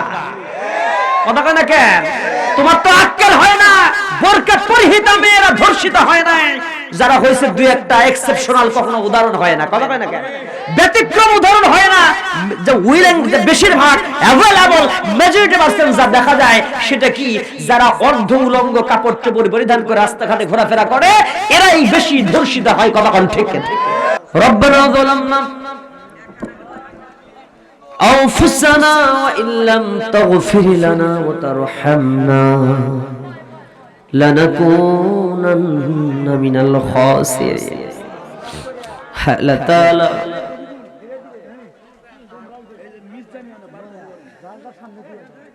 তামাই উত্তর পাড়া মানে প্রধান অতিথি তার সেই মসজিদটা দিছে, তার আব্বা আম্মা দুজনে নাই, তার দোয়া করে আব্দুল্লাহ মামুন। হ্যাঁ, আল্লাহ তাআলা বাইতুল নূর জামে মসজিদের উন্নয়ন করতে আয়োজিত বাৎসরিক এই তাফসীরুল কোরআন মাহফিল থেকে তোমার হাজার হাজার তাওহীদি জনতাকে সাথে করে নিয়ে, গুনার বোঝা মাথায় নিয়ে, কাঙ্গাল ভিখারির বেশে তোমার শাহী দরবারে দুখানা হাত পেতে দিয়েছে। আল্লাহ আল্লাহ তাআলা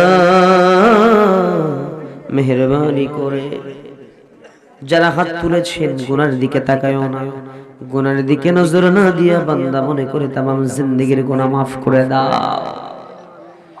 আল্লাহ তাআলা তোমার সামনে যখন দোকানে হাত তুলে রাখি, দুজন মানুষের কথা বিশেষ করে মনে পড়ে। আমাদের মাঝ থেকে যাদের জনম দুঃখিনী মা, প্রসব বেদনা সহ্যকারিণী মা যাদের দুনিয়া থেকে বিদায় হয়েছে, মেহেরবানি করে ওই মায়ের কবরের সব আযাবগুলো মাফ করে কবরগুলোকে জান্নাতের বাগান বানিয়ে দাও। হায় আল্লাহ তাআলা বাপজান যাদের চলে গেল, জিন্দেগীর গুনাহ মাফ করো, ওই বাবার কবরগুলোকে জান্নাতের বাগান বানিয়ে দাও। সবাই প্রাণ খুলে পিতামাতার জন্য হৃদয় থেকে দোয়া করেন, বলেন রব্বির হামহুমা কামা রব্বায়ানি সগীরা। অকুর রব্বির হামহুমা কামা রব্বায়ানা সগীরা। আল্লাহ তাআলা খাস করে মেহেরবানি করে আজকের মাহফিলের সম্মানিত সভাপতি সাহেব জনাব আল-হাজ মাওলানা জহুরুল ইসলাম সাহেবকে তুমি কবুল আর মঞ্জুর করে নাও। আল্লাহ তাআলা তার পিতামাতাকে তুমি কবুল আর মঞ্জুর করে নাও। সহসভাপতি আল-হাজ মাওলানা মুহাম্মদ আলী সাহেবকে তুমি কবুল করো। আল্লাহ তাআলা অসুস্থ আছেন, আল্লাহ তাকে তুমি শিফায়ে কামিলা আজিলা দান করে দাও। প্রধান অতিথি জনাব মোহাম্মদ আব্দুল্লাহ আল মামুন সাহেবকে তুমি কবুল করো। আব্দুল্লাহ আল মামুন সাহেবের বালা মুসিবত থেকে তুমি তাকে হেফাজতে রাখো। আল্লাহ তাআলা সম্মানিত অতিথি জনাব আব্দুল বাসিত সাহেবকে তুমি কবুল আর মঞ্জুর করে নাও। আল্লাহ তাআলা যতগুলো ভাই আলোচনা করেছেন আমি তো সবার নাম জানি না, আল্লাহ প্রত্যেককে কবুল করো। আজকের মাহফিলের সম্মানিত সভাপতি, মসজিদের সম্মানিত সভাপতি, আমার ডান পাশে বসে থাকা এই মসজিদের ইমাম সাহেব, আল্লাহ তুমি জাহিদ হাসান ভাইকে, মাওলানা জাহিদ হাসান সাহেবকে তুমি কবুল আর মঞ্জুর করে নিও।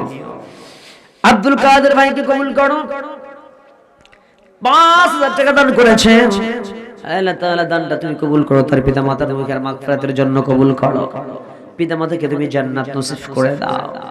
আমার রঞ্জু ভাইয়ের জন্য দোয়া করি, হায় আল্লাহ তাআলা আমার রঞ্জু ভাইয়ের আব্বা দুনিয়া থেকে বিদায় হয়েছে, শ্বশুর শাশুড়ি দুনিয়া থেকে বিদায় হয়েছে। হায় আল্লাহ তাআলা ৬০০০ টাকা দেবে বলে প্রতিশ্রুতি দিয়েছেন। শ্বশুর শাশুড়ি আব্বা যারা দুনিয়া থেকে চলে গেছে তাদের সবার রুহের মাগফিরাতের জন্য তুমি দানটা কবুল করে নাও। ব্যবসা বাণিজ্যে তুমি বরকত দিয়ে দাও, আসমান জমিনে বালা মুসিবত থেকে হেফাজতে রাখো। হায় আল্লাহ তাআলা খাস করে মেহেরবানি করে লিটন ভাই, মিঠুন ভাই দান করেছেন, রফিক ভাই দান করেছেন। আমি তো সবার নাম বলতে পারবো না, সবার নাম জানা নাই। মেহেরবানি করে যারা যাদের নাম স্মরণ হয়েছে, যাদেরটা স্মরণ হয় নাই, আমার সামনে ডানে বামে পিছনে পর্দার অন্তরালে আমার মায়েরা যারা দান করেছেন প্রত্যেকের দানটা তুমি কবুল করে নাও। বিনিময় কাল কিয়ামতের কঠিন মুসিবতের দিনে এই মাহফিল আমাদের সবার জন্য নাজাতের মাধ্যম তুমি আল্লাহ বানায় দাও। لا تدع لنا جنبا إلا غفرته ولا غما إلا فرجته ولا دينا إلا قضيته ولا مريضا إلا شفيته ولا مجاهدا في سبيلك إلا نصرته ولا حاجة من حوائج الدنيا والآخرة। এমন সময় হাত তুলেছি তামাম পৃথিবীর জমিনে মুসলমানরা নির্যাতিত, আল্লাহ বাংলাদেশ সহ তামাম পৃথিবীর মুসলমানদের হেফাজত করো। আমাদের প্রিয় আল্লাহ মা জেলখানার মধ্যে বন্দি খাঁচায় কোরআনের পাখি আবদ্ধ, আল্লাহ তাকে তুমি আমাদের মাঝে ফিরিয়ে দাও, আমাদের মাঝে ফিরিয়ে দাও। পরিপূর্ণ শিফায়ে কামেলা আজল তাকে দান করে দাও। প্রচন্ড শীতে বিদেশি কম্বল নিয়ে আমরা ঘুমাই। হ্যাঁ আল্লাহ তাআলা দিনের পথে চলার কারণে, হক কথা বলার কারণে নির্যাতিত অবস্থায় মজলুম হয়ে কালো কাপড়ের কম্বল ১০০-১৫০ টাকার কম্বল নিয়ে বিছানায় ঘুমায়, ফ্লোরে মাটিতে ঘুমায়। আল্লাহ হ্যাঁ আল্লাহ সেই মানুষটাকে তুমি জান্নাতের সুউচ্চ মাকাম দান করে দিও। হ্যাঁ আল্লাহ তাআলা আরো যারা মজলুম দুনিয়াতে আছে তাদের মাফ করে দাও। আমার যুবক ভাইদের কবুল করো, মুরব্বিদেরকে কবুল করে নাও। আমার মায়েরা ছেলে যারা মায়েরা যে ছেলে চাই ছেলে দাও, মেয়ে চাই মেয়ে দাও, সন্তান সন্ততি দিয়ে কোলটা ভরিয়ে দাও। আল্লাহ আমি প্রচন্ড বুক ব্যথা নিয়ে কথা বললাম, প্রায় ২ ঘন্টা পার হয়ে যাচ্ছে। আল্লাহ আমার শরীরে তুমি শিফায়ে কামেলা আজলা দান করো। হ্যাঁ আল্লাহ তাআলা আমার পিতামাতাকে কবুল করে নাও। আমার পিতামাতার সঙ্গে এলাকার প্রত্যেকের পিতামাতাকে কবুল করো। যারা তাবারক রান্না করেছেন তাদের প্রত্যেকের জন্য দোয়া করি। আল্লাহ প্রত্যেক ভাই অক্লান্ত পরিশ্রম করে তাবারক রান্না করেছেন, আল্লাহ তাদেরকে মাফ করে দাও। যে যুবক ভাইয়েরা মাথার ঘাম পায়ে ফেলে অক্লান্ত পরিশ্রম করে মাহফিল সুন্দর করলো, সাকসেস করলো, সে যুবকদেরকে তুমি জান্নাতের সুউচ্চ মাকাম দান করে দাও। রব্বানা তাকাব্বাল মিন্না ইন্নাকা আনতাস সামিউল আলিম وتب علينا إنك أنت التواب الرحيم سبحان ربك رب العزة عما يصفون والسلام على المرسلين والحمد لله رب العالمين وجعل آخر كلامنا عند الموت لا إله إلا الله محمد رسول الله.